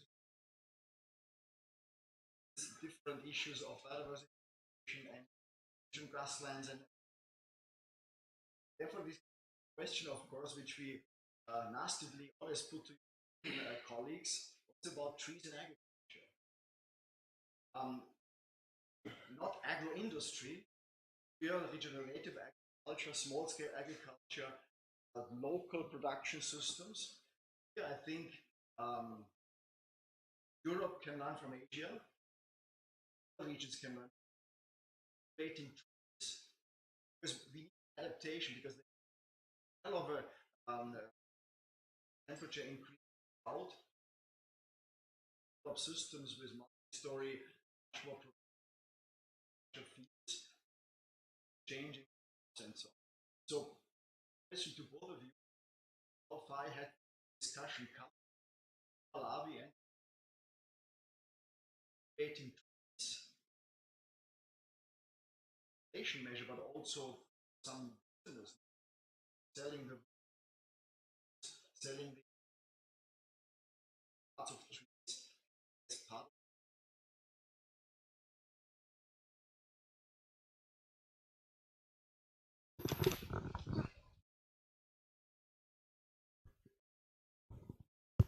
Yeah, thank you so much. Yes, much of nearly all the land that we have is really being cultivated. It's just maybe in the protected forests where we have some forests, but also they're being encroached because of the demand for land. The population is really increasing at a very high rate. We are currently about 19 million, but 10 years ago, we were about maybe 15 million. So we look at that by 2030, the population will be up to 4 million. So all these people have to be settled within the limited land that is there. So as we were designing our forest restoration strategy, these are the issues that we had really looked at. And one of the things that we really looked at was in the cultivated land. Much of the degradation is on the croplands. What is it that we can actually do to change and accelerate, regenerative agriculture? So one of the issues that have been put forward is that by 2030, we are saying 80% of our cultivated landscapes or our croplands should have at least 10% of forest cover. Okay, so that forest cover, 10%, could be through agroforestry is one of the things that we are really promoting, and also conservation agriculture as one way of regenerative agriculture, and be able to, we think once that is done, it will still bring some differences, and the farmers will still be able to get some yields from their farming systems, and at the same time have an impact in terms of carbon sequestration or carbon storage within the soils. So these are the technologies that we are promoting, to address that issue. Thanks so much. Thank you. Very good question. You're probably very well aware that we don't have a history of agroforestry in the UK, although it does depend on your definition of agroforestry. We have shelter belts, and a really important way forward, I think, is using small areas of woodland, buffer strips to protect our watercourses, to provide shade, to protect the riparian environment for climate change, and to help with flood alleviation and improve water quality, reducing agricultural diffuse water pollution. But I agree there's a need to go further. The Climate Change Committee, which is our statutory advisory body for government on climate change, has said that 10% of arable land should be under agroforestry systems by 2050. And we've recently announced that the environmental land management schemes will support agroforestry. Keep watching this space as the announcements come forward. So we are looking to embrace agroforestry, but I think it will be a steep learning curve because we don't have that culture. And in the UK, farmers are not foresters, very unlike other countries. Soon running out of time, but I'm here, Alexander, and also give you the chance to have a question, please.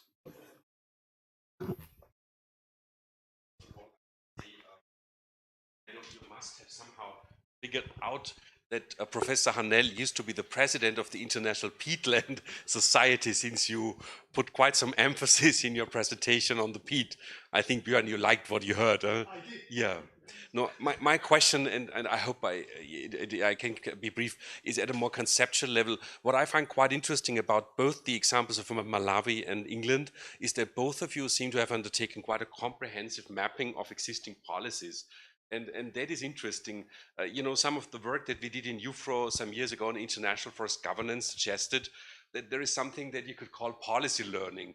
So when you look at policy goals, there are some that cannot really be negotiated. We must reduce emissions. So that is something we must do in absolute terms, and then there is hardly any compromise possible. Or think of biodiversity hotspots, and you gave an example in your presentation. But then there are other goals where actually a learning can occur, where a compromise is possible.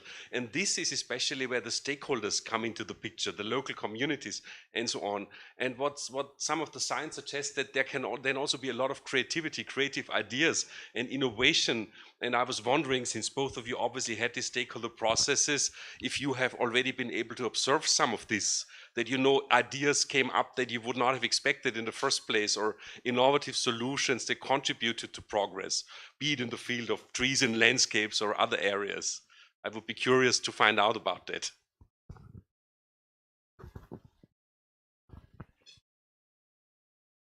I could give the first quick comment. About 5 years ago, we introduced a grant for planning woodlands before going forward to planting. In the past, let's say the applications were not that good. The applicants hadn't looked for the information that was available. With making the grants available, we have seen that the quality of the design of those woodlands, how you integrate the edge of the woodland with biodiversity, that has really improved. We've looked at, and they're now looking at protecting the peatland resources, looking in detail at where there are high quality wildlife habitats. So that has really improved by introducing that grant. It's taken quite a lot of time. Landowners do see it as quite hard work, but behind the scenes we're improving data availability to really make that work. So I'd say not necessarily new ideas, but ideas about what should be done for good woodland design. So that's one answer. Yeah, thanks so much for that observation. Yes, basically the way we organize or maybe the way we make our plans for installation are really participatory. What we really do is work with the people with stake in the landscape itself, more especially the local communities, so that we hear their aspirations, we hear their challenges, without looking at this big policy, whatever. To them, they don't matter. They just wanted to see a change on the landscape itself, and they're able to outline many of the issues that they think they need to be addressed for them to be able to actively participate in taking actions on the ground. And in some cases, we could actually be able to link with the policy issues, like the conflict that we mentioned regarding, cultivation along the river, and again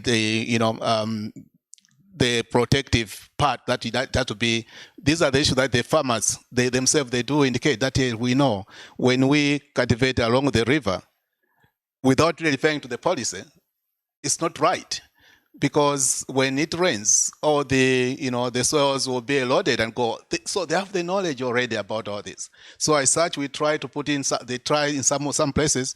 They practically put some vegetation along those rivers, without being influenced by, but not really the 30 meters or 50 meters which the government is actually proposing, but you can really see some elements of restoration being done, because they do appreciate, they do understand about all these things. So we find out that, yes, apart from having the formal policy, whatever, but at the ground level, there's some form of adaptation based on the context at that level and how they are really taking care of such elements on the ground level. So that's what, our approach is not just maybe when you get there, we've already made solutions that, okay, you need to leave the 30 meters, don't do any cultivation, leave it but people have to have food, they need it to cultivate. How do we balance up that? So, balancing up all these issues of conflicts at the field level, at the landscape level, are the issues that we are really focused, while we have the bigger picture at the policy level. That's exactly the way it's happening on the ground. Thank you. I don't want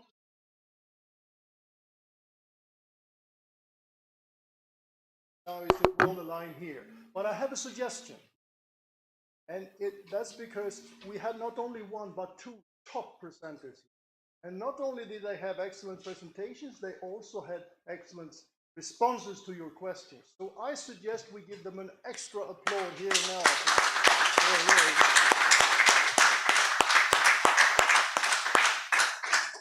And then I want to thank you all for coming here to this room and make this hour a very memorable session. Thank you.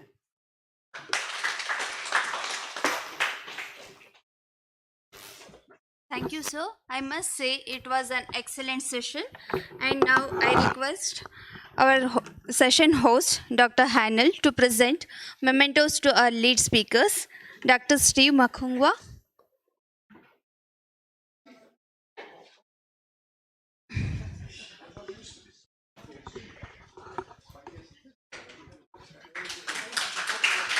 Thank you, sir. And Dr. Mark Stephen John Broadmeadow.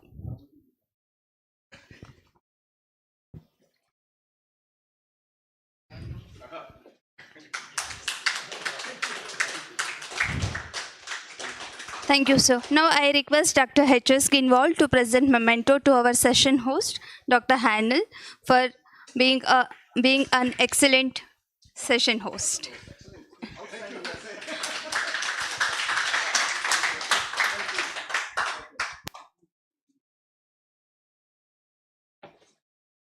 Thank you, everyone. Now we will proceed for poster presentations in ICFRE LANs. And for next technical session, we will be assembling here at 2:30 p.m. after lunch. No, 2:30. Let me clarify. Yes. Okay. 1:30 after lunch. Thank you. Yes, sir. Lunch.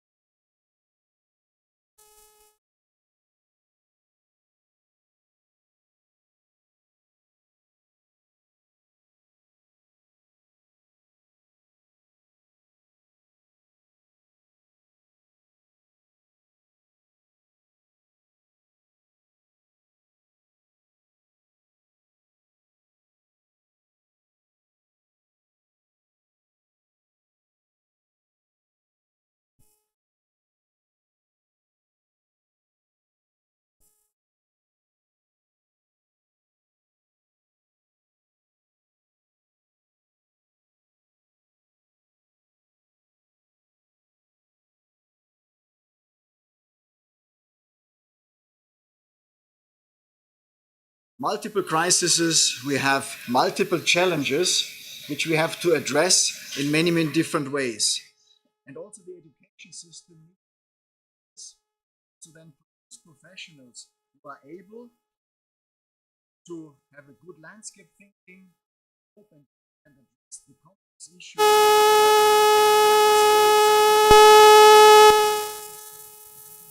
Change, resilience for producing products and ecosystem services. So a very, very complex mix of subjects to be taken in consideration, and these professionals need to be able to learn these things as well as implement much more complex projects compared to the past.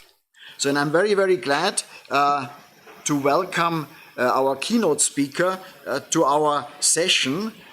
This is Mr. Bharat Jyoti, is director of the Indira Gandhi National Forest Academy in Dehradun here, leading the capacity building of the Indian Forest Service and SFS cadre and other services in forestry.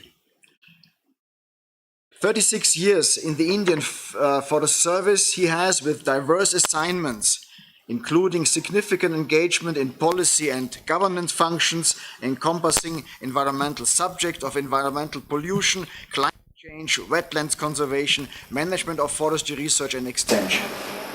Having exposure to governance and administration in the National Indian Institute also of Science, Education and Research, Tiruvananthapuram. And I would like to call Mr. Jyoti now to give his keynote address to start our session. Mr. Jyoti, please, the floor is yours.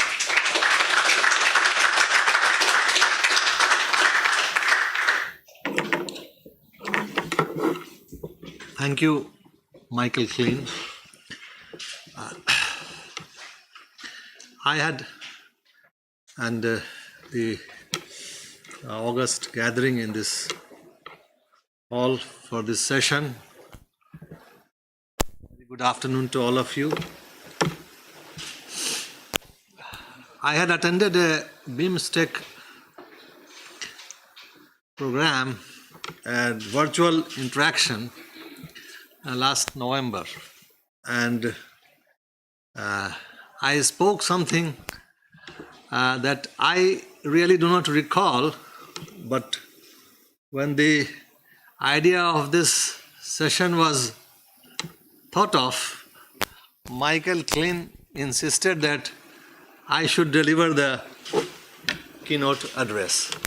So that's the background.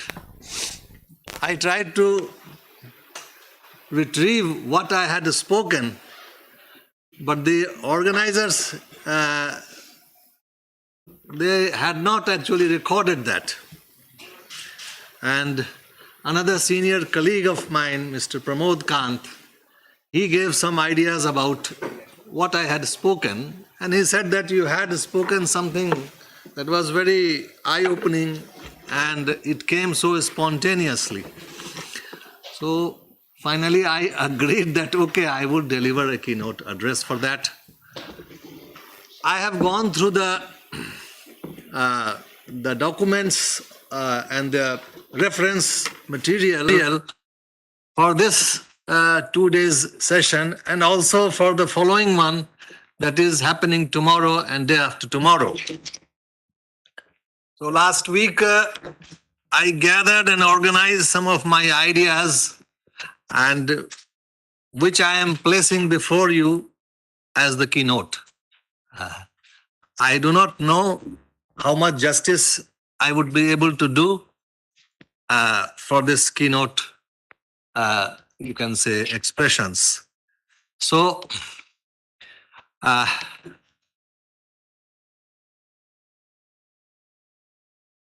how to go about this? Yes. So, I have some contextual observations, having served in the department or in the forestry sector, environment sector, and also for a bit of a time in higher science education, higher education in science and research as the registrar, and interacted with the scientific fraternity there. So I thought about what we understand from resilience. And when we say resilience, it's also resilient landscapes. And then we say sustainable land use. That comes a concomitant part of resilient landscapes. We have been actually facing all types of crisis, or we can say meta crisis, environmental, ecological, and climate change impacts. In some places, there are perturbations.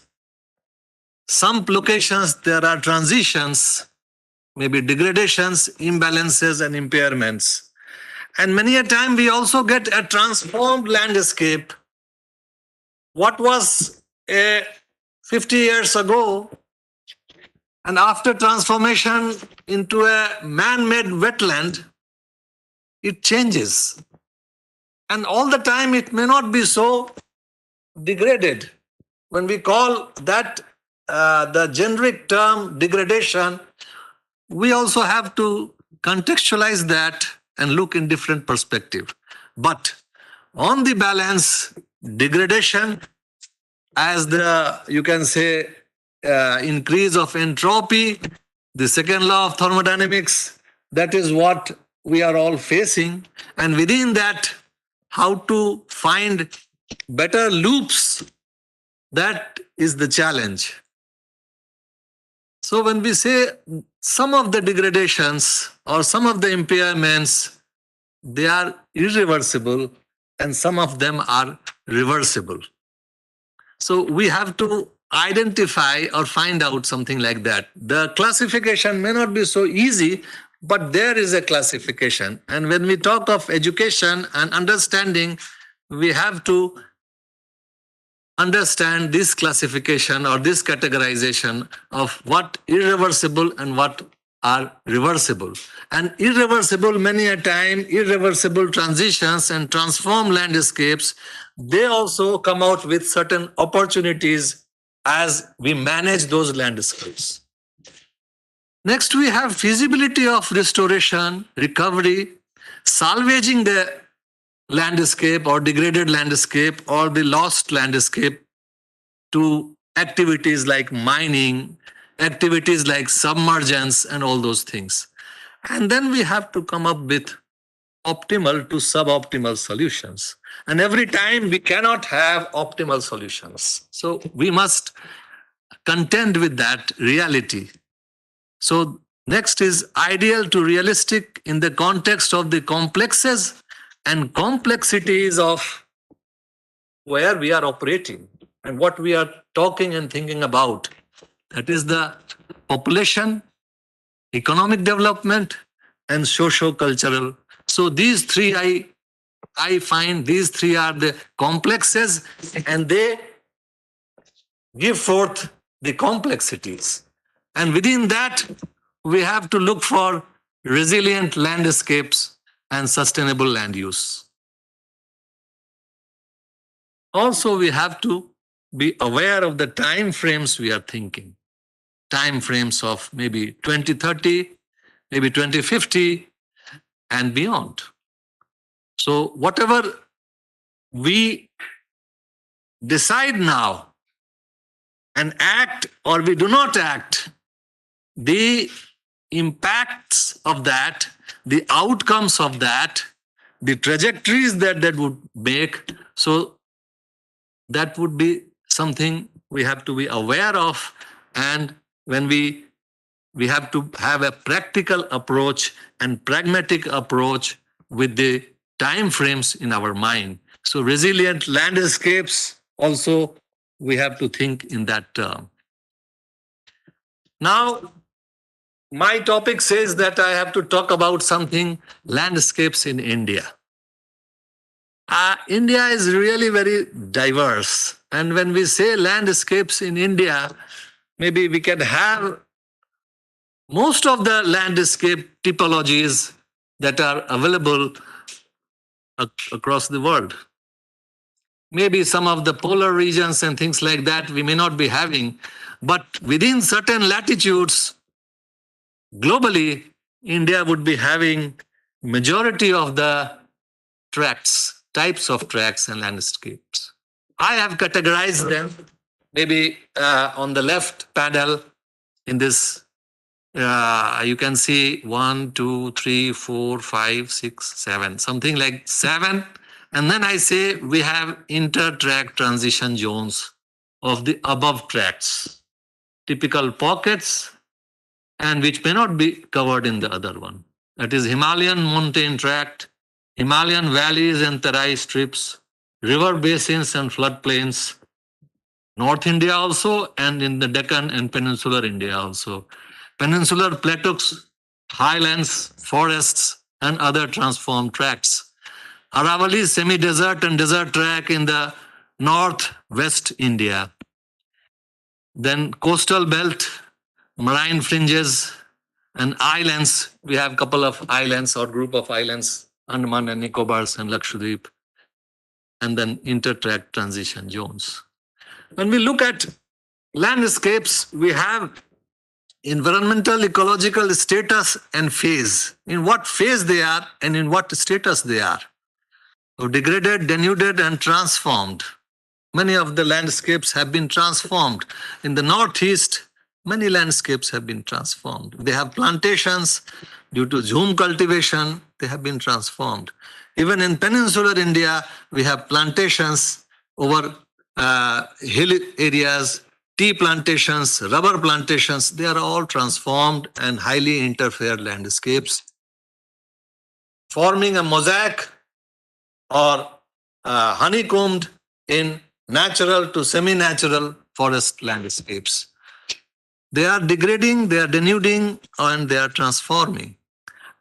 And likewise, we also have pockets or areas or patches where restoration, rehabilitation, recovery, and recuperation is taking place. Maybe we may not, when we look at that, we may see that the outcomes or the effects may not be visualized, but 20 years, 30 years from now, those things would come into a change sort of thing. So there are areas of restoration, rehabilitation, and recovery also all over the country. So that canvas, we must look at the canvas. The causes and triggers of disposing factor of degradation. When we talk of resilience in landscape, some of these are of legacy, some of these are still currently operative, and some are not currently operative. But from legacy, we got something like that, where we have this unsustainable exploitation in terms of grazing, zoom, minor forest or non-wood forest produce collections, and timber and fuel wood. And different regions and within different states also, different pockets have different status of the anthropogenic degradation causes. At some places, due to socio-economic dynamics, the pressures, the adverse, you can say, drivers have been reduced and a lot of recovery has taken place. Many of the tiger reserves, we have now 50 tiger reserves, and the area is now around increased to 5 to 10 times what was in 1973 when tiger project was launched in the country. So all those changes also we have to be aware of, we have to contend with, take into account and consider when we talk of resilient landscapes in India. Land use and land cover changes, that is another thing which is happening, and urbanization, mining, infrastructure expansion to every nook and corner of the country for the imperatives of, you can say, reducing the development deficits or development inter-regional and inter-regional disparities. So land use and land cover changes, that is also important or a significant anthropogenic cause. Imperatives of infrastructure and economic development processes that are ongoing. And when I talked about 50 years from now, so 2050, so for the next 30 years, the country has a national, you can say, aspiration to have a sort of 3 trillion to 5 trillion, 5 trillion to 15 trillion economy, and all those growth in economy would not come without so many changes in land use and also environmental impacts or environmental impairments, things like that. So that is the expansion of infrastructure and facilities to human settlements also. Population has also grown. For strategic requirements also, our defense forces, their settlements, their supplies, their installations, and with the expansion of roads and all those things, the settlements also keep on expanding. The population of India is going to be stabilized only by 2050. So up to that stage, the growth of population, the growth of economy, all these will have effects, ponder-motive effects. And meeting growing energy demand, generation and transmission. Energy transmission has got its own dynamics. Where to have our coal or power stations, what locations, and how to have the transmission lines. Now, transmission lines as linear infrastructure, they also impact landscapes in a big way. Now, there is a trade-off sort of thing, a difficult, optimal way to decide. So, if we have all power stations located in one different pockets, concentrated and transmission lines, or we may choose distributed power stations and less of transmission lines. So these are the implications and ramifications. Mineral exploitation, still till 2050, the country has to have development in industrial sector, and mining and mineral sector is something is very significant sort of which we have to contend with, and which we cannot say that this has to remain at this level for environmental concerns. And urbanization, so 60% of the India would be urbanized. And how that urbanization would take place, that would also actually have a very severe implication for the resilience in landscape. So this is a snapshot of the situation. Now the ideas and prescriptions, targets and pathways for resilient landscapes have to be formulated and acted upon in the framework of the matrix that I had shown. There are 4 columns in that, and that matrix decides the ideas, the prescriptions, the targets and pathways, and the political and the governance leadership also chooses different pathways, different targets, different mix of economic development factors, and all those things have implication for resilient landscapes. So from general to specifics, confronting and contending with the tractable and also intractable constraints or the given hindrances and impediments. The approaches have to be intelligent and optimal to suboptimal trade-offs and negotiations. So trade-offs and negotiations are something that we have to accept and go ahead with that. What to choose and what not to choose, and maybe sometimes you have to lose a battle to win a war. So that's strategy at the national level, at a macro level, those things have to be decided also when we talk of resilient landscape and sustainable land use in terms of 30 years or 50 years. So visualizing the landscapes to sustain or to be turned around to status of resilience and transform the status of amenable to salvaging from brink of irreversible impairments. Definitely, as a nation, for sagacious approach, we have to actually go for in a very meticulous manner for resilient landscapes in certain areas which are critically very important, very significant, very crucial for ecological and environmental and also safeguarding of natural resources like water and soil and all those things. And this have to be achieved through restoration of degraded ecosystem, side by side establishment of non-degrading land use practices. And this I have taken from one of the reference papers from BIMSTEC. So, and the scale has to be that they have to add value to both human well-being. And when we talk of human well-being, we have to think of 130 or 150 crores of Indians. So at that scale, these two approaches of restoration of degraded land ecosystem and establishment of non-degraded land use practices, we have to think of 150, 160 million of population, and a sizable fraction of that would still be, you can say, economically, you can say, maybe India will not having population in poverty trap, but still a very massive population would be at a lower subsistence level of economy and aspiring and rightfully aspiring to have a better economic lifestyle and more convenient life.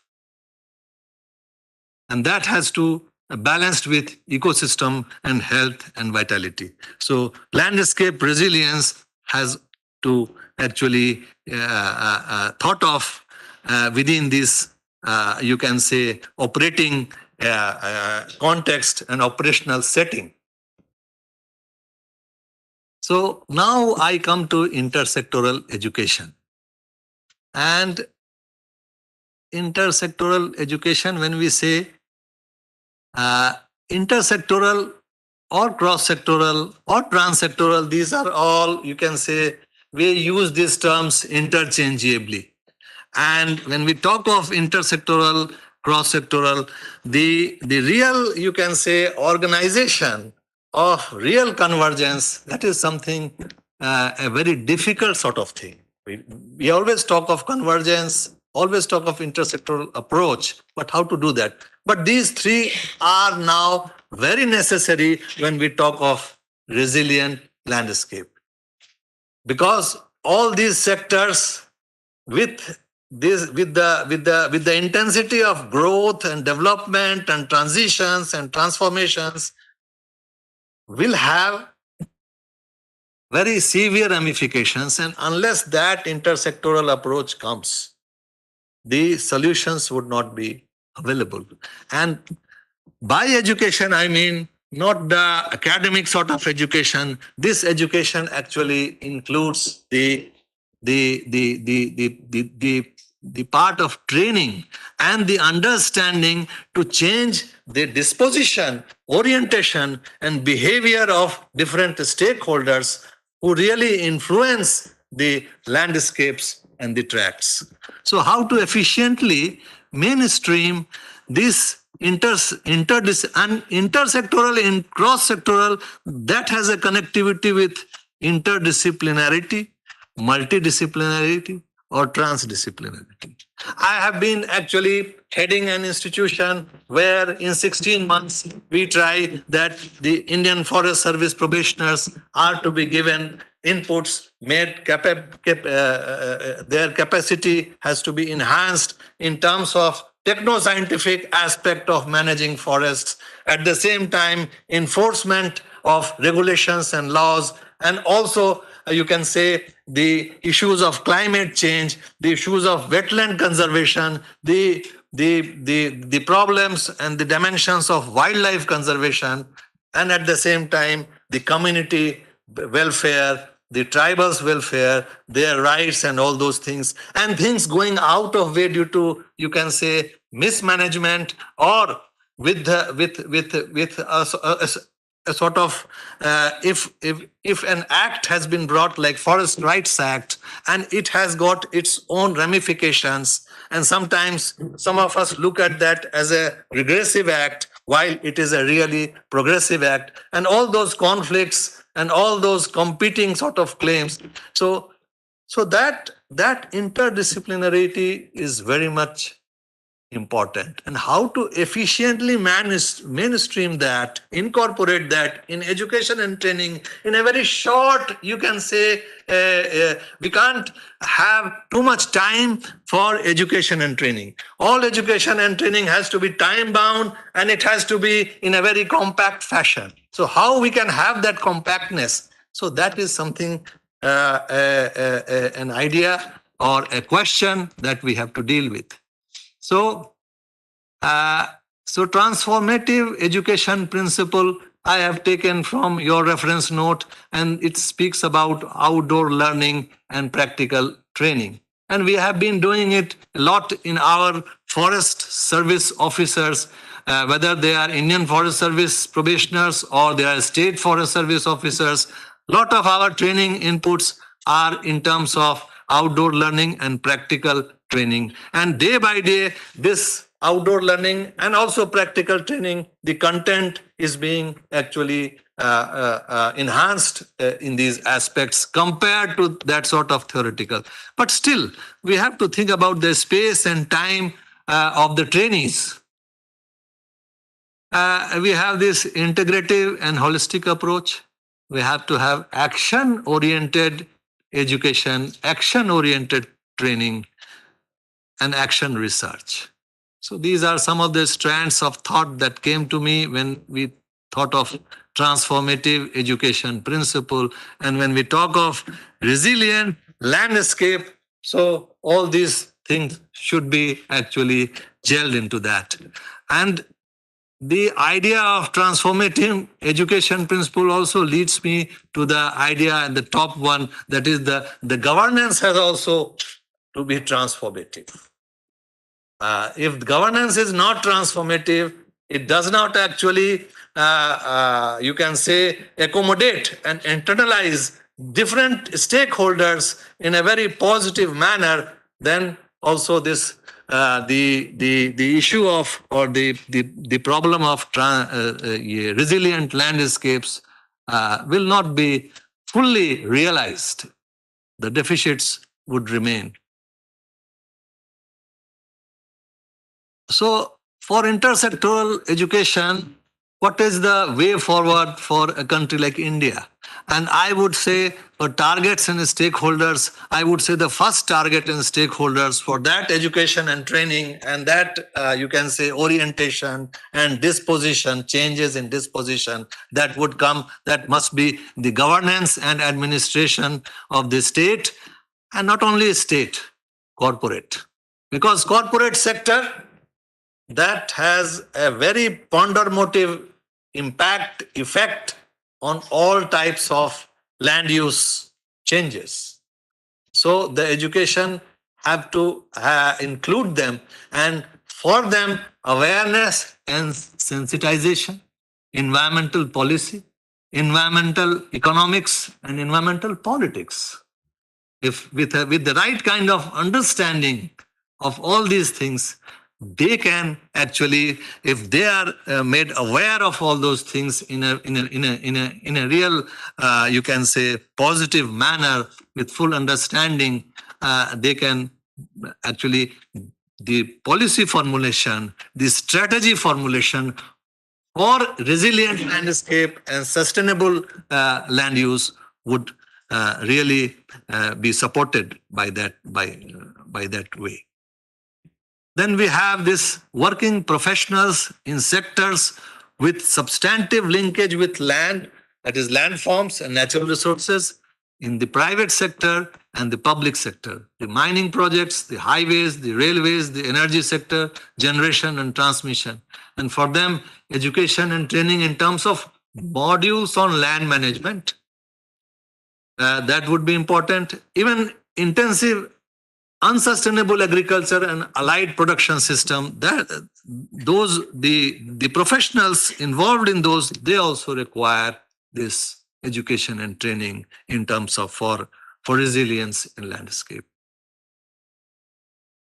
Undergraduate and postgraduate professional courses for the new generation, that is engineering, technology, business management, people in IIMs, management schools, law schools, and legal services.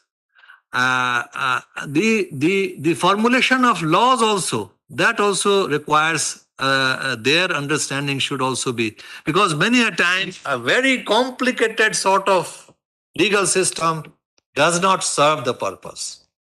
And the implementation of legal system, if it is too complicated, actually it becomes counterproductive, or it becomes ineffective, or it has its own fatigue sort of thing. So resilient landscape and sustainable land use, all these professional courses, there the integration has to be brought about. How that has to be brought about, that we have to work out in detail.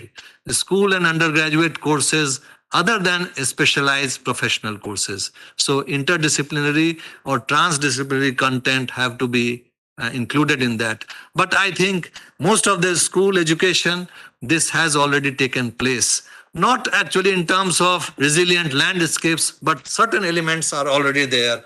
So that would require some sort of minor tweaking or minor sort of, you can say, refinements, things like that. But the other three are, I think, more important from my perspective. So what should be the action agenda? So reorient, renew, reinforce, reinvigorate the collaboration, first within the forestry sector itself. Within our own sector, the training institutes, maybe I do not know about other countries, we ourselves also require to reorient our curriculum, our training program, our training delivery system, and how to actually make it more compact, more efficient, and more effective in terms of when they train people go in the field and they implement what they have actually, the learning outcomes. Strengthen and invigorate the collaboration of forestry sector per se with environmental sector. We have organizations and institutes in environmental sector also. So there actually there is some disconnect. So that disconnect has to be, you can say, or the connect is not so strong. So it has to be made more vigorous and strengthened. Forging collaboration of forestry sector research, education and training organizations with institutions of other stakeholding and interfacing sectors.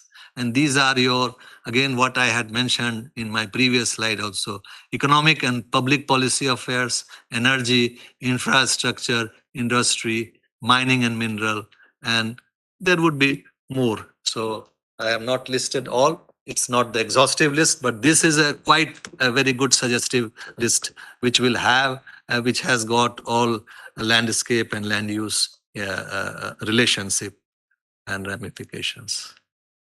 The action agenda continues. Forging collaboration of forestry sector research, education and training organizations with educational institutions of professional courses, engineering, management, law, etc. So these are the 4 action agenda. To my mind, it comes, and the examples are here: ICFRE, WII, IGNFA, CASFOS, means we have Central State Forest Service institution. I have also missed out on state forestry training institutions and FSI. The academy, the administration, Lal Bahadur Shastri National Academy of Administration, National Institute of Public Finance and Policy, Indian Institute of Economic Growth, National Academy of Indian Railways, Indian Institute of Public, all these the civil servants, the higher echelon of civil servants who are really, they actually matter, and they influence the strategies, the projects, the programs, the policies. So for them also, this type of this collaboration is required with forestry, wildlife, and biodiversity institutes, and with those institutes in terms of their changes in curriculum and the incorporation or inclusion of training inputs on landscape. And the time would be very less. I don't think any institute or any organization will give too much time for this sort of thing. So it has to be a very compact and capsule sort of effective inputs. And we have ICAR, that is Agriculture, Indian Council of Agriculture Research Institutes, Central Council of Scientific and Industrial Research, Department of Science and Technology, Department of Biotechnology, Department of Atomic Energy, ISRO, all these, and IIMs, IITs, ICERs, all these have to have linkages with the ICFRE, WII, IGNFA, CASFOS, state government organizations, private sector and civil society organizations. So that's all. I conclude my presentation, and now your thoughts and your ideas, I think, should lead to discussion.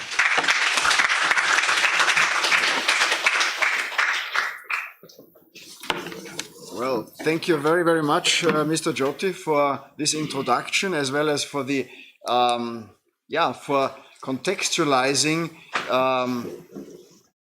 natural resources education in the Indian context. Really, one world in one country as far as the ecosystems and the diversity is concerned. And of course, that's also a challenge for education, definitely.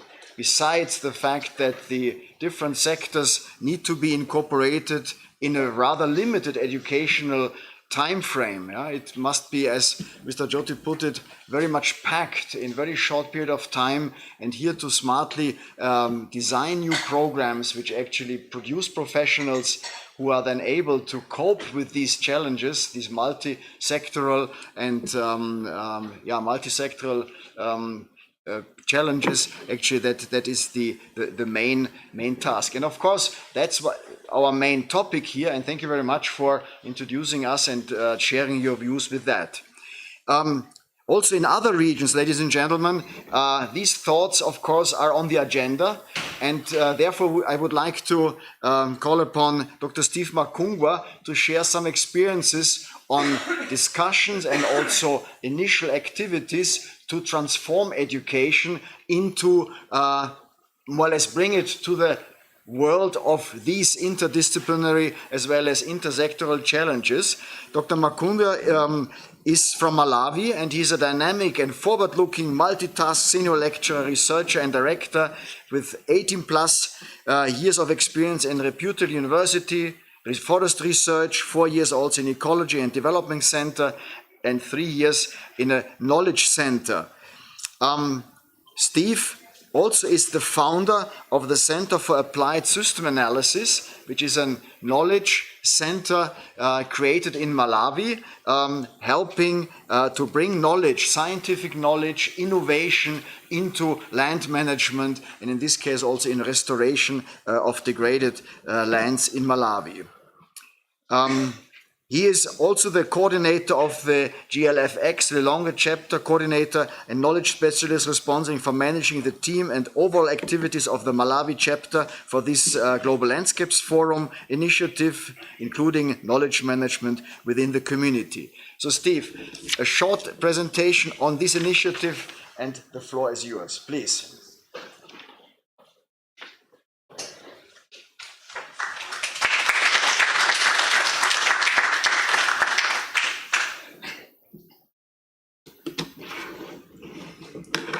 Yeah, thank you so much, the moderator. It's always problematic to talk just after the presentation of the key speaker, which really was very fascinating, looking at major aspects that we really need to look at. So to come after that, it's always a bit more, become a bit more nervous.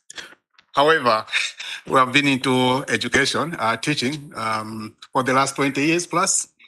So we will try to take that advantage to bring into this to ensure that we are able to be in the context of the issues that we are really discussing here. So what I'm going to talk about basically is really promoting the talk which I've put forward is promoting landscape thinking in natural resource education. So we are looking at the case of Malawi.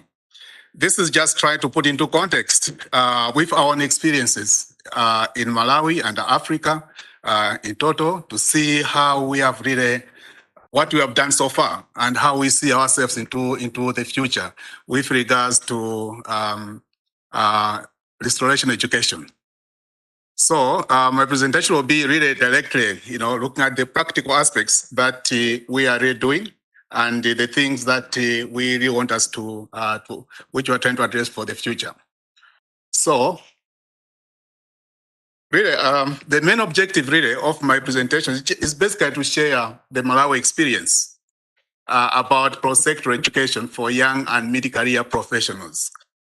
Here, what I'm going to talk about is looking at those who have already graduated from the universities, either in different natural resource programs, might be in land, surveying, forestry, agriculture, or spatial, planners, and all those aspects. Because looks where we are now and where we are going to, realizing that 2 years ago the UN set up this UN Decade on Ecosystem Restoration, which is also, and through that there'll be so many projects which are restoration in nature that are coming into our context, more especially in Africa, which and the countries in Africa that have also set up their own targets in terms of restoration in response to either Bond Challenge, in response to AFRI 100, which is a regional initiative, or maybe national goals that we have in our countries. So as such, we think that for us to achieve that, especially towards 2030, actions have to be done now. So that was why we thought maybe my presentation will focus on this category of people, not really in a formal university, because that's something that I think my colleague Cora will be talking about maybe when we meet tomorrow. So it's just looking at how do we respond to restoration projects or restoration actions that are currently underway. And that's the way we really want us to focus on. So we'll be focusing on those people who have gone through the professional training, mid-career professionals, or in these different areas where they have gone through those specific aspects that we are really talking about. So that's what we want us to look at. So in terms of context, I will give a situation in Malawi, which also represents many of African countries and even in Asia and Latin America, where now restoration projects are really coming into these countries. And all these restoration projects requires people to have the skills that are required to be able to, to manage them and achieve the results. As we have seen what Mr. Jodak talked about, that all those issues of transformation and all these, how do we now respond to ensure that all these actions, restoration actions that are really taking place, and many more are yet to come, how do we respond to that? So that is one aspect that we thought maybe we need to be reflecting on. And we, with these new initiatives that are coming in, there are really possibilities that many new graduates, mid-career professionals, they'll really find their way into the workforce in all these projects that are coming in. But do they have all the prerequisites for them to perform their roles effectively with the professional training that they've gone through? Those are some of the questions that we've been trying to address in Africa or in Malawi, in particular, to try to see how do we bring all this or maybe build the capacity of these people so that the investments that are done in the restoration are really yielding the results that are expected. So one of the things that we already know, as I said, I'm also in the university, looking at our curriculums, which are related to programs related to natural resource management, they are really are developed on a disciplinary basis or disciplinary domain. If you are really a geographer, you look at the issues of geography. A forester, we know there are basic courses that we do, ecology and all those stuff. If you're an agriculturist, there's also specific discipline that you are in. The time when you are graduating, your window of seeing things are within the, the discipline that you went through. Now you go out and handle the landscape issues, where it's not only about agriculture, it's not about forestry, it's not about health, It's all together in a single landscape. How do you now, wave your way through to make sure that you're able to bring all these things together and be able to facilitate and support the locals to ensure that they'll make their landscapes, resilient? That's one of the big challenges that we have in Africa and most likely in many of the countries globally. So that is the key issue that we are trying to address. So our curriculums are not really producing the right graduates that can ably manage and handle installation. In brief, that's what it means. We already know our own university we're coming from. And that's really the case that we are currently experiencing. And that's the thing that we really need to see. How do we handle this? How do we really transform the existing education system? And if you look at the people that have already graduated, they're not going back into the university, maybe for postgraduate. Others already did postgraduates, but they need to facilitate these projects. How do they do it? So those are some of the questions that we have been trying to address and see how we get forward on this. So what we did, realizing about all this, and also taking an example of Malawi, as we said, the country committed to restore 4.5 million hectares of land by 2030.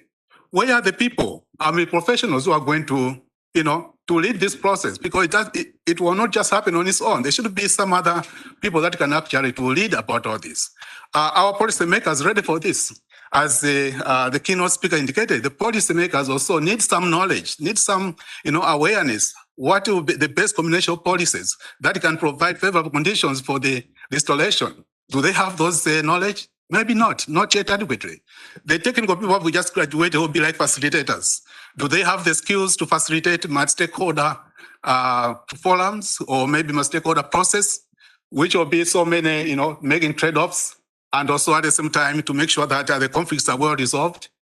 Maybe not. What they know is technical aspect that they covered in class. So how do we see ourselves to get to to the end that we are looking at? So these are some of the key issues that we have been reflecting on and looking at them as key. So as such, our center, which is Center for Price Analysis, together with the SPDC, Special Program on Capacity Development of IUFRO, we started now thinking about this, that now the time is not there. We need to start doing something.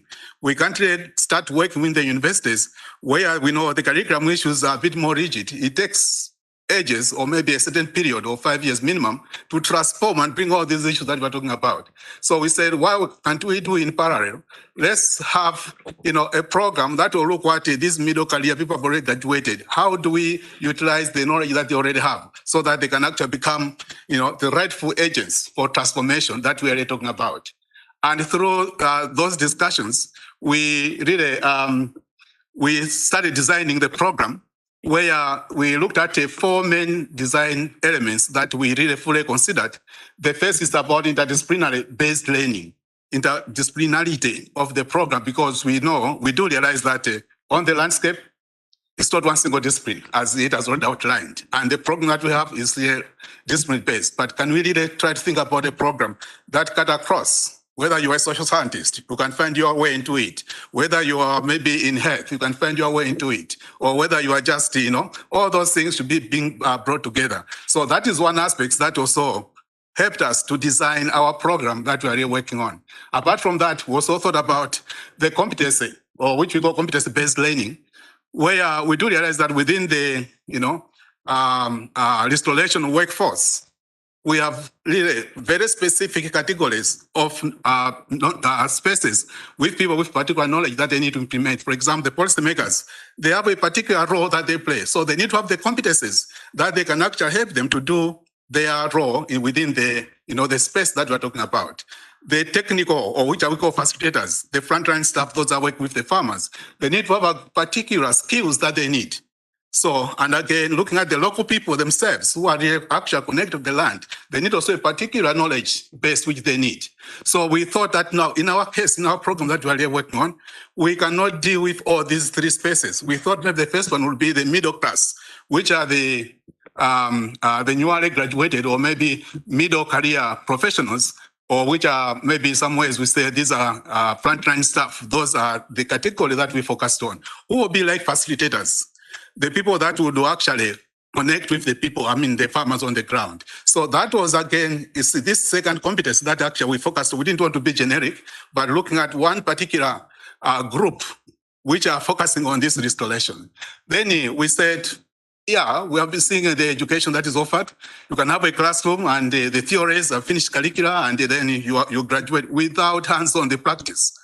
So the practice-based learning was also taken as a serious component in our designing of our curriculum to ensure that our graduates, those who went through this program, they have both the theory and the practice.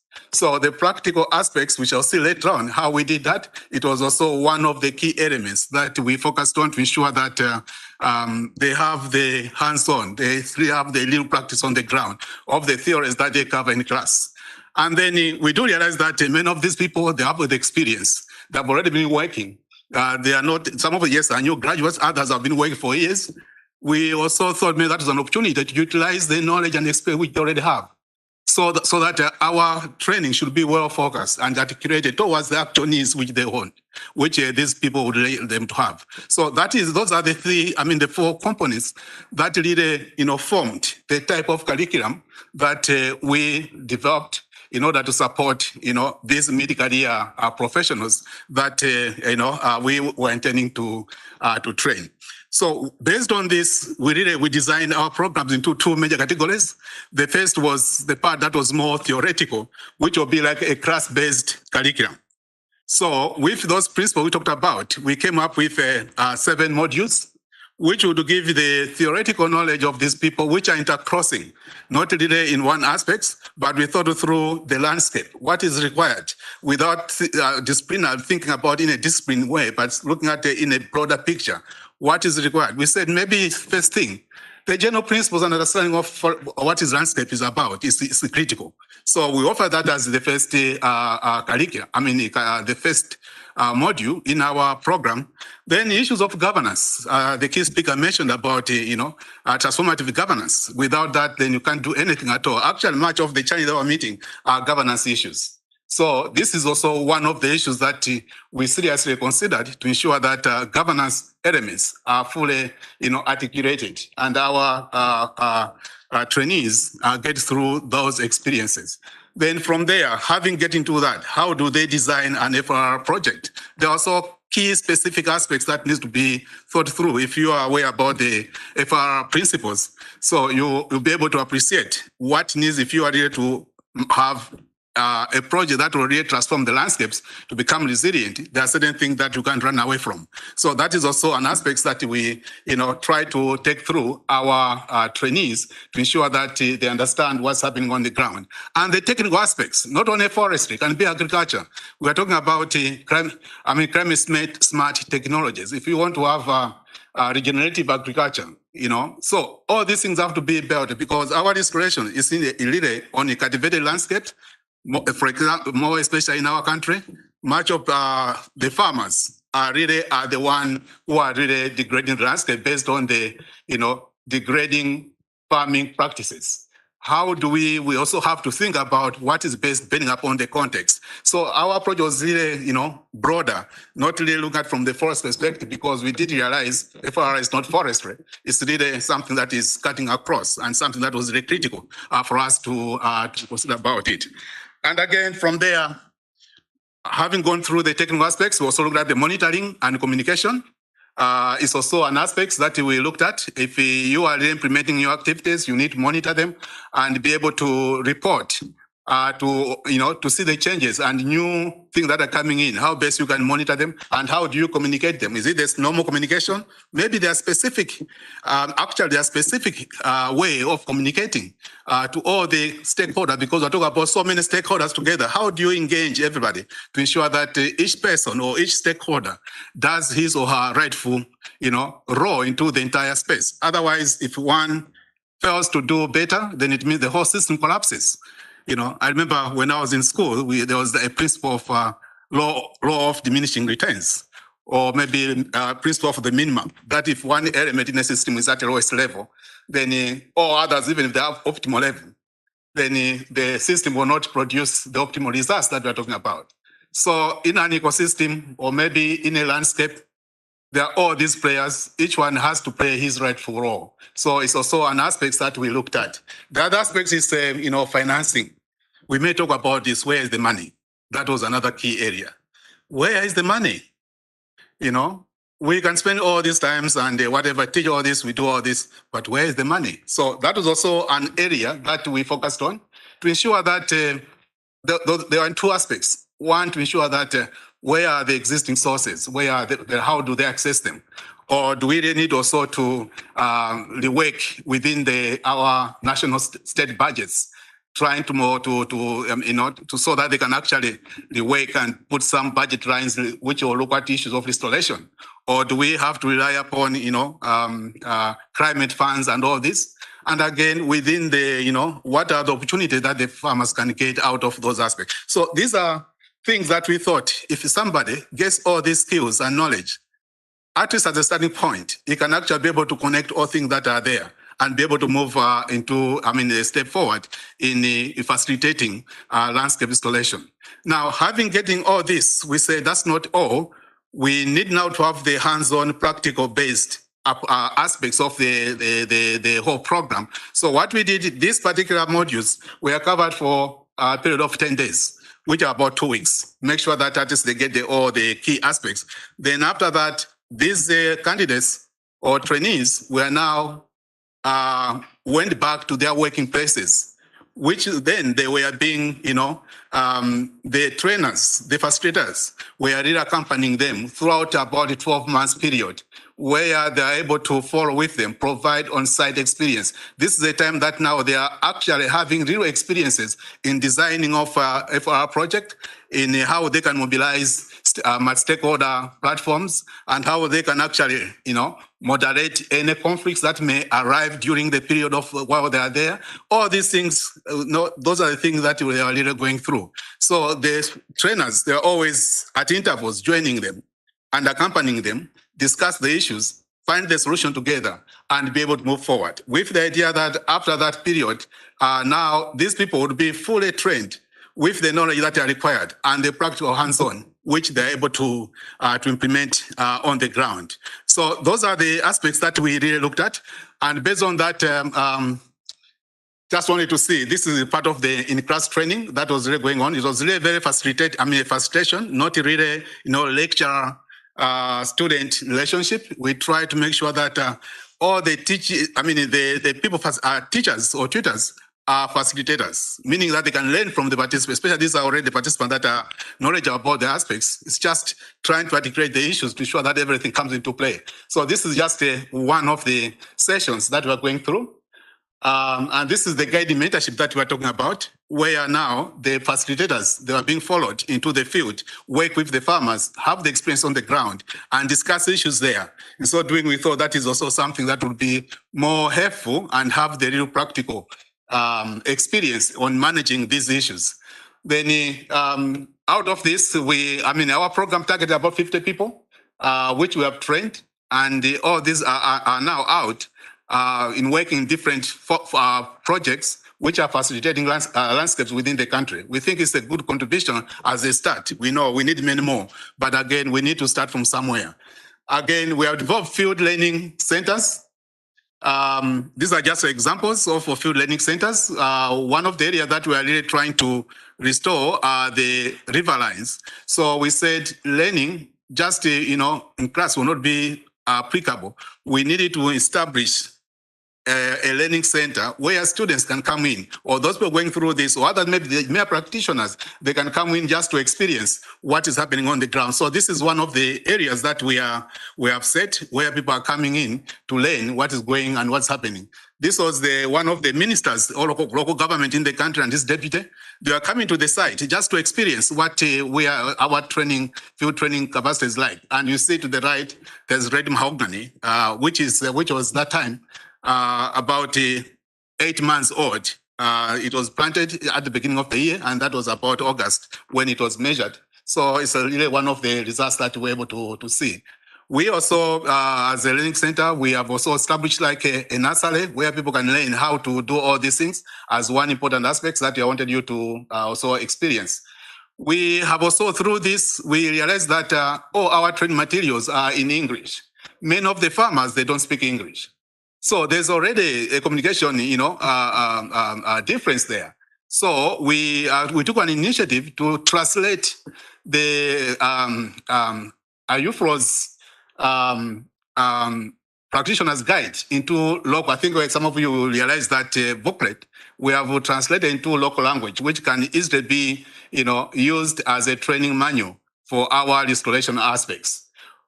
We have also, as a center, there's projects that are coming in. They realize that now what we have done is something that they want their staff to learn from. That's why they're coming forward to work and then be able, to ask us to contribute to help them develop the capacity. We have also, through the same, we realized that how do we sustain the knowledge and expertise? That's when we came up with the Global Landscape Forum, the Lilongwe chapter, as a platform for us to connect with all those other people passionate about restoration as a way to sustain the capacity that we have developed as a means to move forward. And finally, we are also working with the Pan-African Restoration Education Network, which emanated from, the African, GOF Africa, which we are really discussing about this in 2021. And then at the launch of the UN Decade on Ecosystem Restoration, one of the things is that the capacity building is important, is key. So fortunately, we are part of that process so that the learnings that we have covered within what we are doing in our country can actually be able to be scaled up, connected with all other members of that Pan-African Restoration Education Network so that we move together and bring a difference to our landscapes in Africa. So basically, that's what I wanted to share with you and then be able to see how we move forward. But there was also one aspect that we learned, which we think we are not able to address very effectively, is the issue of facilitation skills. We think that's an area that we didn't really do much work, especially, our people that were trained, they are still not fully, have the knowledge of how to moderate these competing claims and the conflicts on resources. Is an area that is not fully done. So these are the areas that since now we are connected with the global, the African restoration, these are also some of the areas that we are going to benefit from such a Pan-African level of landscape restoration. So basically, that's all what I wanted to share with you and be able to, I think these are things that I've already talked about. Sorry, I'm just going back, sorry. Yeah, so basically, that's, moderator, what I want to share with the colleagues regarding what we are doing in Africa, Malawi in particular. Thank you.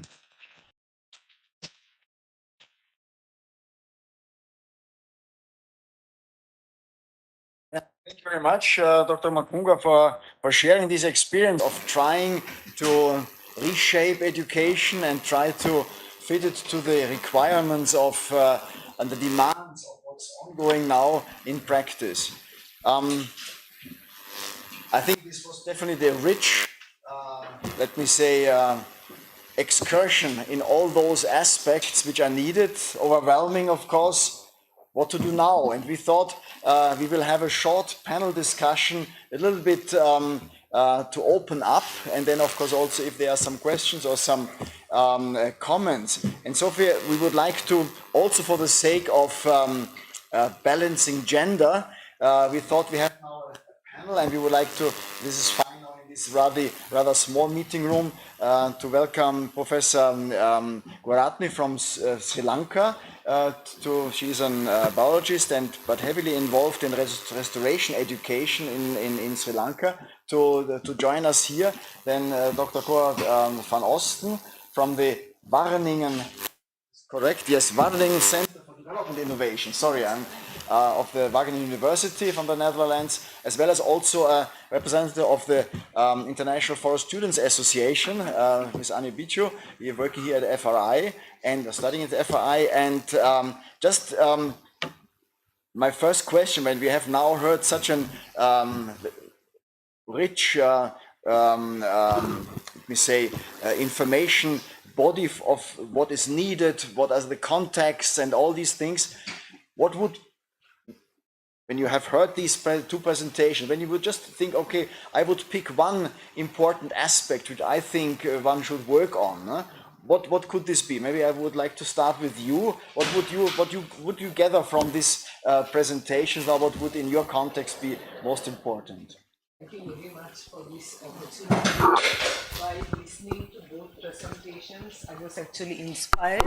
I had so many questions in my mind coming from Sri Lanka, coming from that environmental politics in our system and the education system, because I am attached to a university. And one main question I have in mind is green jobs. Like as Mr. Makunga said, you have jobs and you don't have graduates. In our case, we produce graduates and we don't have enough green jobs in our country. So I was again reflecting on your keynote as well, and then I was thinking you are having visualizations for 50 years. That's great.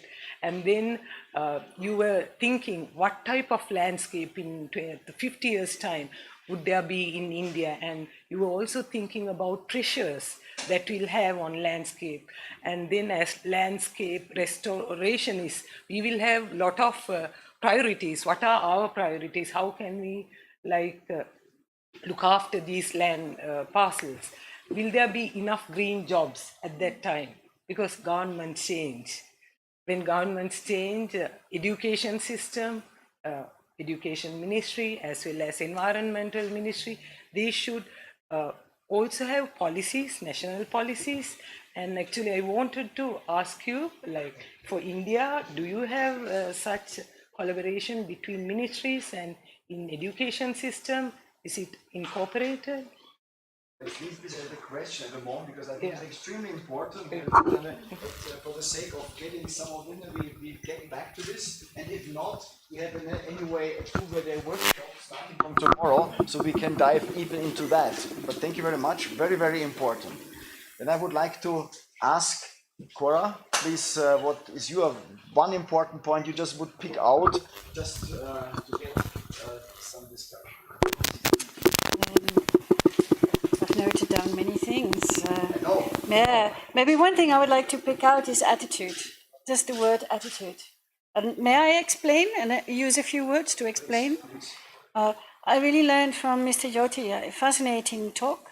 While I heard you talking about everything that our future professionals will need to implement restoration programs, it was, you talked about the intelligent, they need to be intelligent, they need to be able to negotiate, they know about healthy ecosystems, economically soundness, social well-being, how to make trade-offs, they need to be forward-looking, they need to be, what did you say? Imaginative, having an imagination on how the future would like. I thought, my goodness, who will those professionals be? I mean, who is able to score on all those fronts? I connected that to Steve's talk, the very inspiring talk. I don't know whether you wondered beforehand how should our professional look like, but you just started. And you started training the professionals, the current professionals. You started reviewing the curricula. And again, I would like then to ask, okay, how do you see then that future professional be? What are the capabilities that those professionals would need to have? That brings me to attitude, because I think two things here. What are the capabilities of our teachers? What attitudes should they have in order to teach all these things that we don't really know about? And then second, the attitude of the students. Do they see themselves as future PhD holders, professionals, theoretical masters? Or as practitioners who are able to change the world? Thank you, Cora. So I think we also keep this in mind. So this whole attitude aspect of shaping not only the education, but the teachers and the lecture faculty, and of course what they can deliver actually. Okay, now let's ask the students what from your perspective would you think an important point you learned from this important To reiterate on what Mr. Jyoti has explained, I would say there is no particular solution to restoration. As he mentioned, it is from optimal to suboptimal solutions. There is no hard solution to a problem. So it is how we work intersectoral, as he mentioned, from IGNFA to FRI to WII, we are all working together to find solution to a problem, whether in India or whether in international context, whether in BIMSTAT, we are all providing solutions to it. And from what Dr. Steve has mentioned, I would like to say the way he has formulated the modules for FLR, it is pretty interesting, and if it could be made available to the students who are also upcoming in other parts of the world, like within the IFSA, it would be very interesting, and we could learn more from his experience in working with Malawi in his restoration projects. Thank you very much. Well, so now you have seen very, very different perspectives. Of course, there would now be endless, of course, deliberations we could. The question, of course, is if you, and this would now be like final questions to all 5 members of the panel. When you look at the current situation, the process to reach an ideal, let us say, education system which caters for all these things, or at least better caters for these things, what would you simply do as an initial step, or some we know have been taken already, but what from now on, from your perspective, you would take now in your own organization, from your own perspective, to improve, no? Maybe to reach a suboptimal, optimal we probably never reach, no? but working towards this. And here I would like to ask Mr. Jyoti, maybe if you can give us just a short, no? A few sentences, what would you do as the priority, no? in doing something in your environment, no? And then we would go on around the table, no? and see some initial steps. This would be very nice. Our environment, our setup, we have been actually reaching out to collaboration beyond forestry sector gradually. We engage with corporate sector, we engage with wood industry sector in our training activities, whether it is probationers training or induction training or mid-career training. The other side, what you are speaking, what is the for training the other stakeholders, of course, there actually that area still remains a deficit area, and we have plans to conduct more such training programs for people from other sectors, and in recent times people from media, people from law, people from enforcement direct sectors, enforcement services, they are being given short appreciation courses, short courses. But all those are not actually in terms of resilient landscapes as such. They are in terms of forestry, wildlife, environmental concerns and issues like that.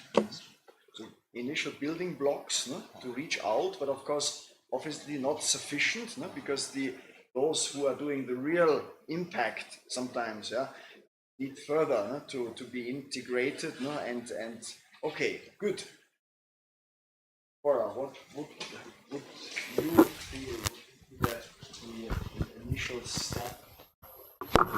The initial step, I would start with teachers. Because I like first you talked about convergence, you also talked about convergence, integrating everything with anything. Now you talk about diversity, you also talked about diversity focusing on students, on midlife career, different professional discipline, that's also fine. But then I would think, let's start with teachers, because if teachers have to not just transfer their disciplinary knowledge, but have to go in the transdisciplinary even modus, combine practice with theory, combine different modalities. Oh my goodness, we need better teachers. And we need teachers who are able to be facilitators and motivators. Better able to communicate this or integrate this. Yes. Probably different ways to do that. Many ways to do that, but first a change of the attitude of teachers from being preachers of knowledge to being facilitators of change. Okay, good. We think what that means. Yeah. So we're discussing now because then I go further to Steve. What would be from your experience now, the Malawi case now, the next thing after you have already developed initial things? Yeah, actually, Kola just put it to my mind. That was exactly my, that the faculty members will be the first person. Yeah, that the first group, because they're the ones that really articulate the curriculum or maybe, capacity building and all these people. But, I've already experienced with my colleagues that I've never gone through the stuff that I'm talking about. When I talk about these things, I always get resistance. But, I'm a syndicatalist. I'm an ecologist. What are you talking about? So it's something that we really need as a starting point. Before we get to the students, the people that are in the forefront, they need to be conscientized. They need to be looked at their attitudes and then start looking at things in an integrated manner. So I still believe. Also, colleagues. Yes. Critical number. Yes, exactly. Programs. Exactly. In the way that so that this kind of conversion also happens in this education. Exactly. Exactly. Okay, good. Now we jump back from Africa to Sri Lanka. Yeah. What would be your experience? I would say practical programs like outreach programs that you can connect with the society, different groups of people, stakeholders in the society. Thus, it is not only university or forestry sector that will be gained by sharing knowledge, skills, as well as attitudes. We can, in the landscape we are getting, if we can do a lot of outreach activities, it will benefit a lot throughout the society, not only a particular group of professionals.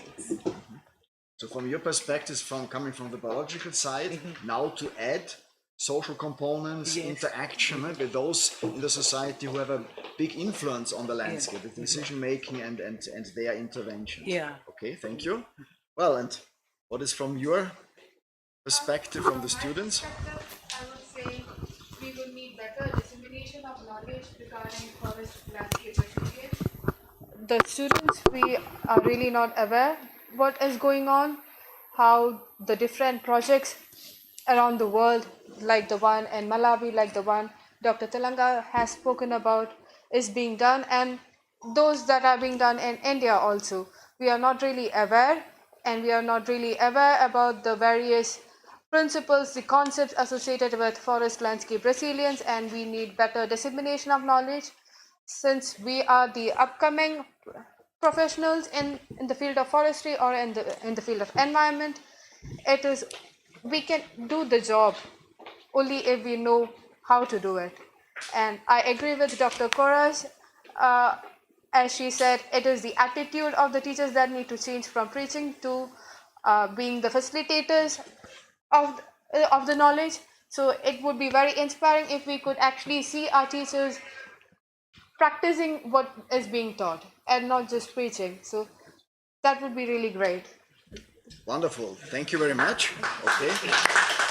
Well, I think you have seen we have now actually touched on so many different things where each individual item, we could have an own workshop on it, how to do this and what needs to be done and so on. So we have now, I think, have a very good cross-section on where to go, what is the context, where to go, but of course initially things what in that process need to change and so on. And of course, as you know already, we will have a workshop on restoration education in the BIMSTEC region, from India plus the other countries in the region here to discuss this further.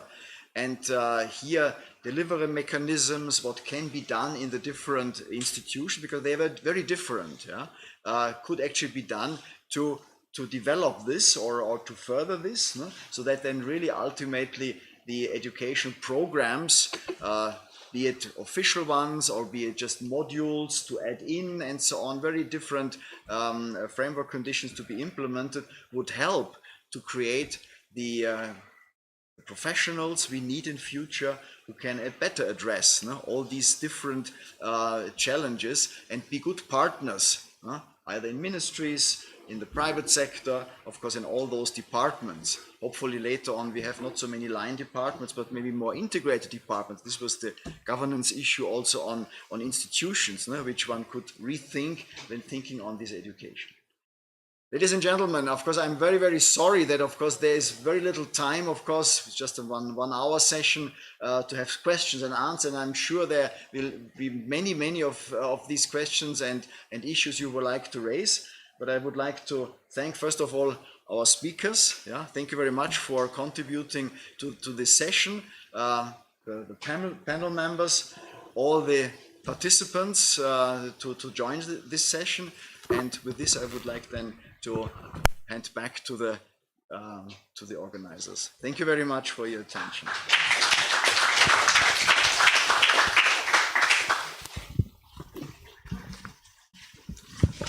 Thank you, Dr. Klein, as well as all the speakers. It was indeed a fruitful session.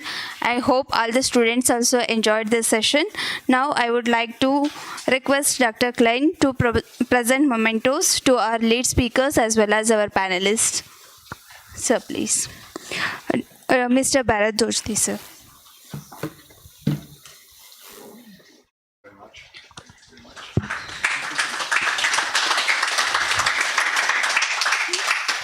Thank you, sir. Mr. Steve Makungwa.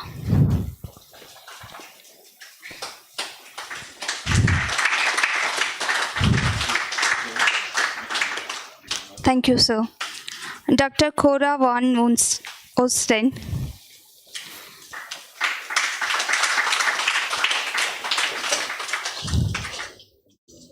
Thank you, ma'am. Dr. Tilanka Gunaratne.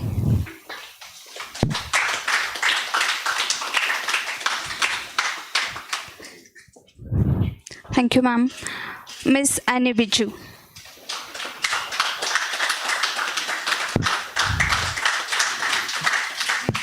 Thank you, Annie. Now I call upon Dr. H.S. Ginwal, sir, to present memento to Dr. Klein.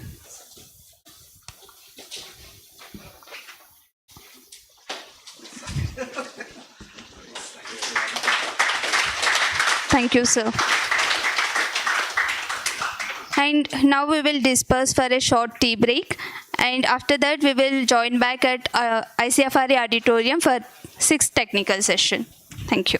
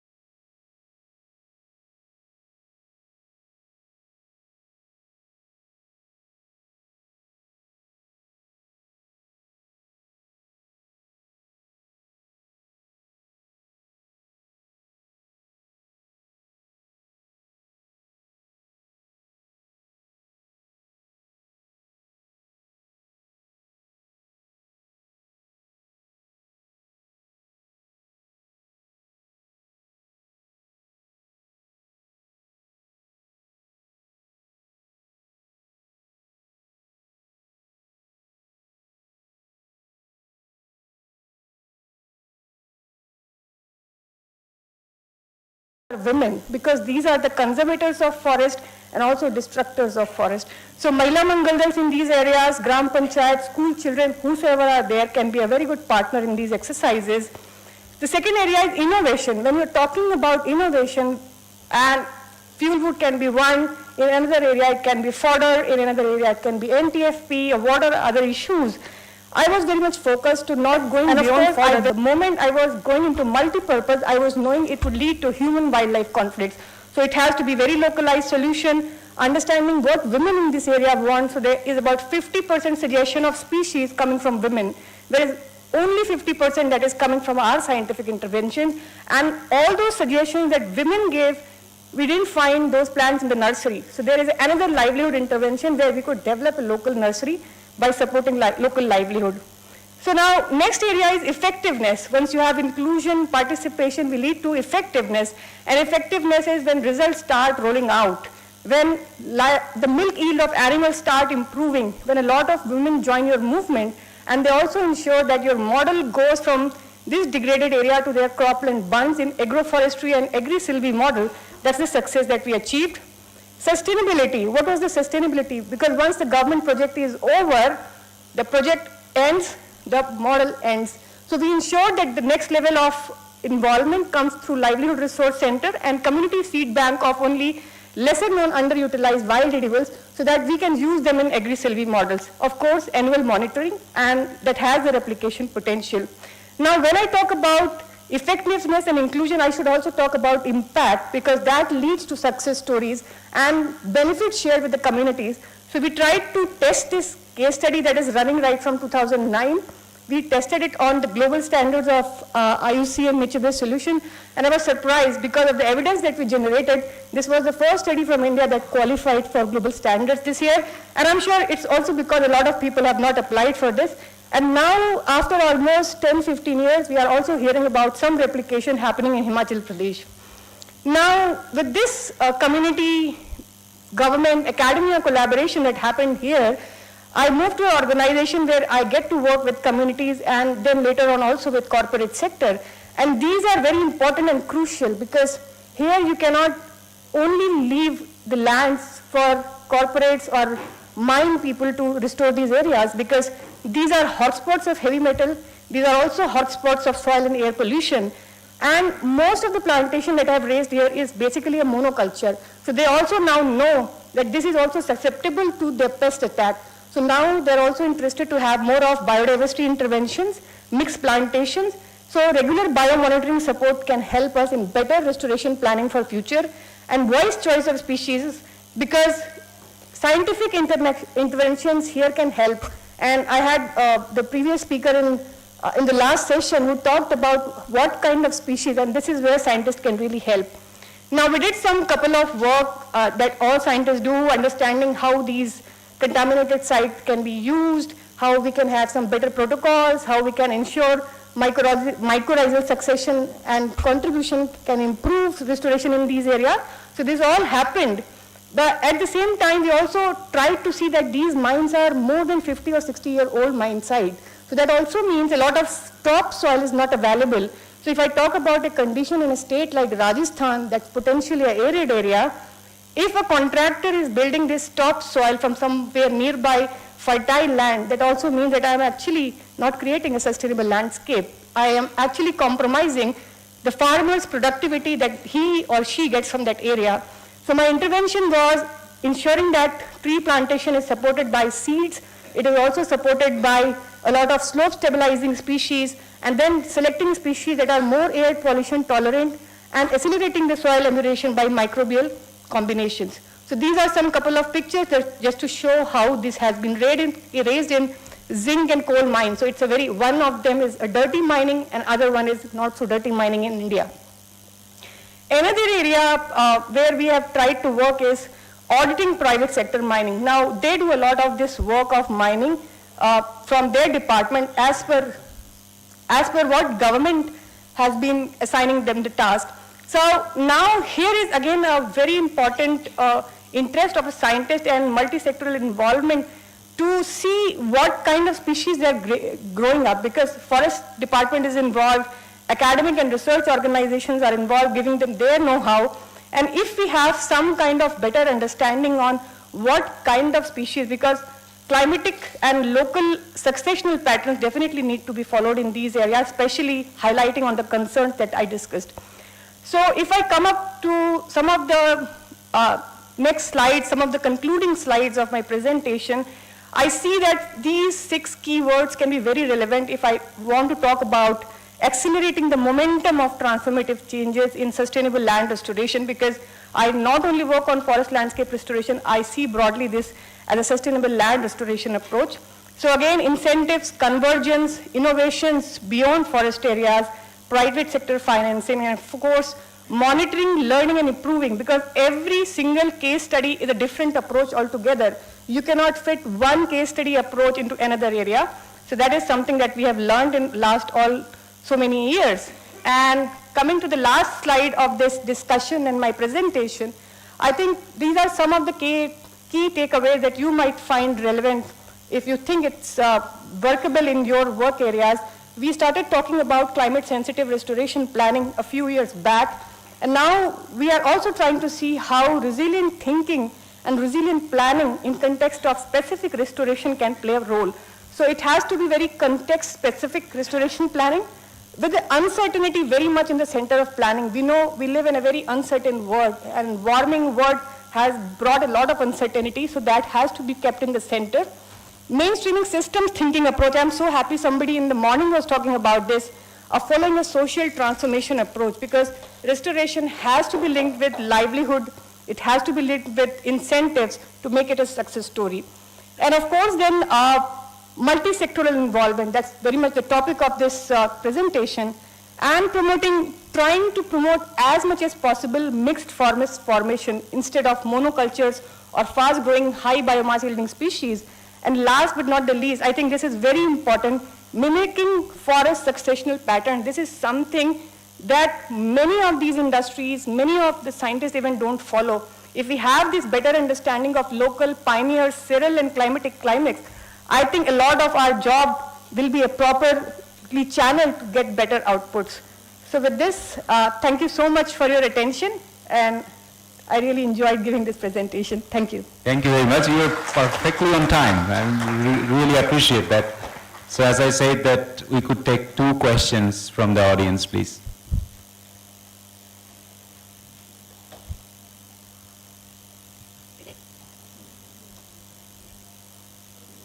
Okay, seems everybody understood, but I actually not understand one thing. So, for example, you talk about convergence of sectors, but there could be many different conflicts of interest. For example, say biodiversity conservation versus biomass production. So from early on from the restoration planning, how this kind of conflict can be mitigated in sectoral approach? Thank you so much, Sumit, for this. And I think it becomes relevant because we have been working with different sectors when we do go for these planning. But the problem that we face right now is that these different interests have not been clear to us also, because everybody is sitting in their own silos and planning. So for example, we get to know something that forest department is planning at the very end, or maybe industry at the very end. So if there is a more approach where everybody can come together on a table and we discuss like these are the priorities and how we can go along with it, I think that can improve our planning approach. So if planning is improved, I think that's how we can move. So sitting in the silos, not understanding what aspirations are. And I would like to just press on one important thing. My last slide was about climate sensitive restoration planning. And this was something as a scientist and academician that we have developed. And we thought that can be a very impressive approach of how private sector is involved, how this big data generation can be monitored. But fortunately, I get to walk in a meeting of Maharashtra Forest Department last year, and I was surprised. I was surprised how they're monitoring their landscapes using artificial intelligence, generating this big data.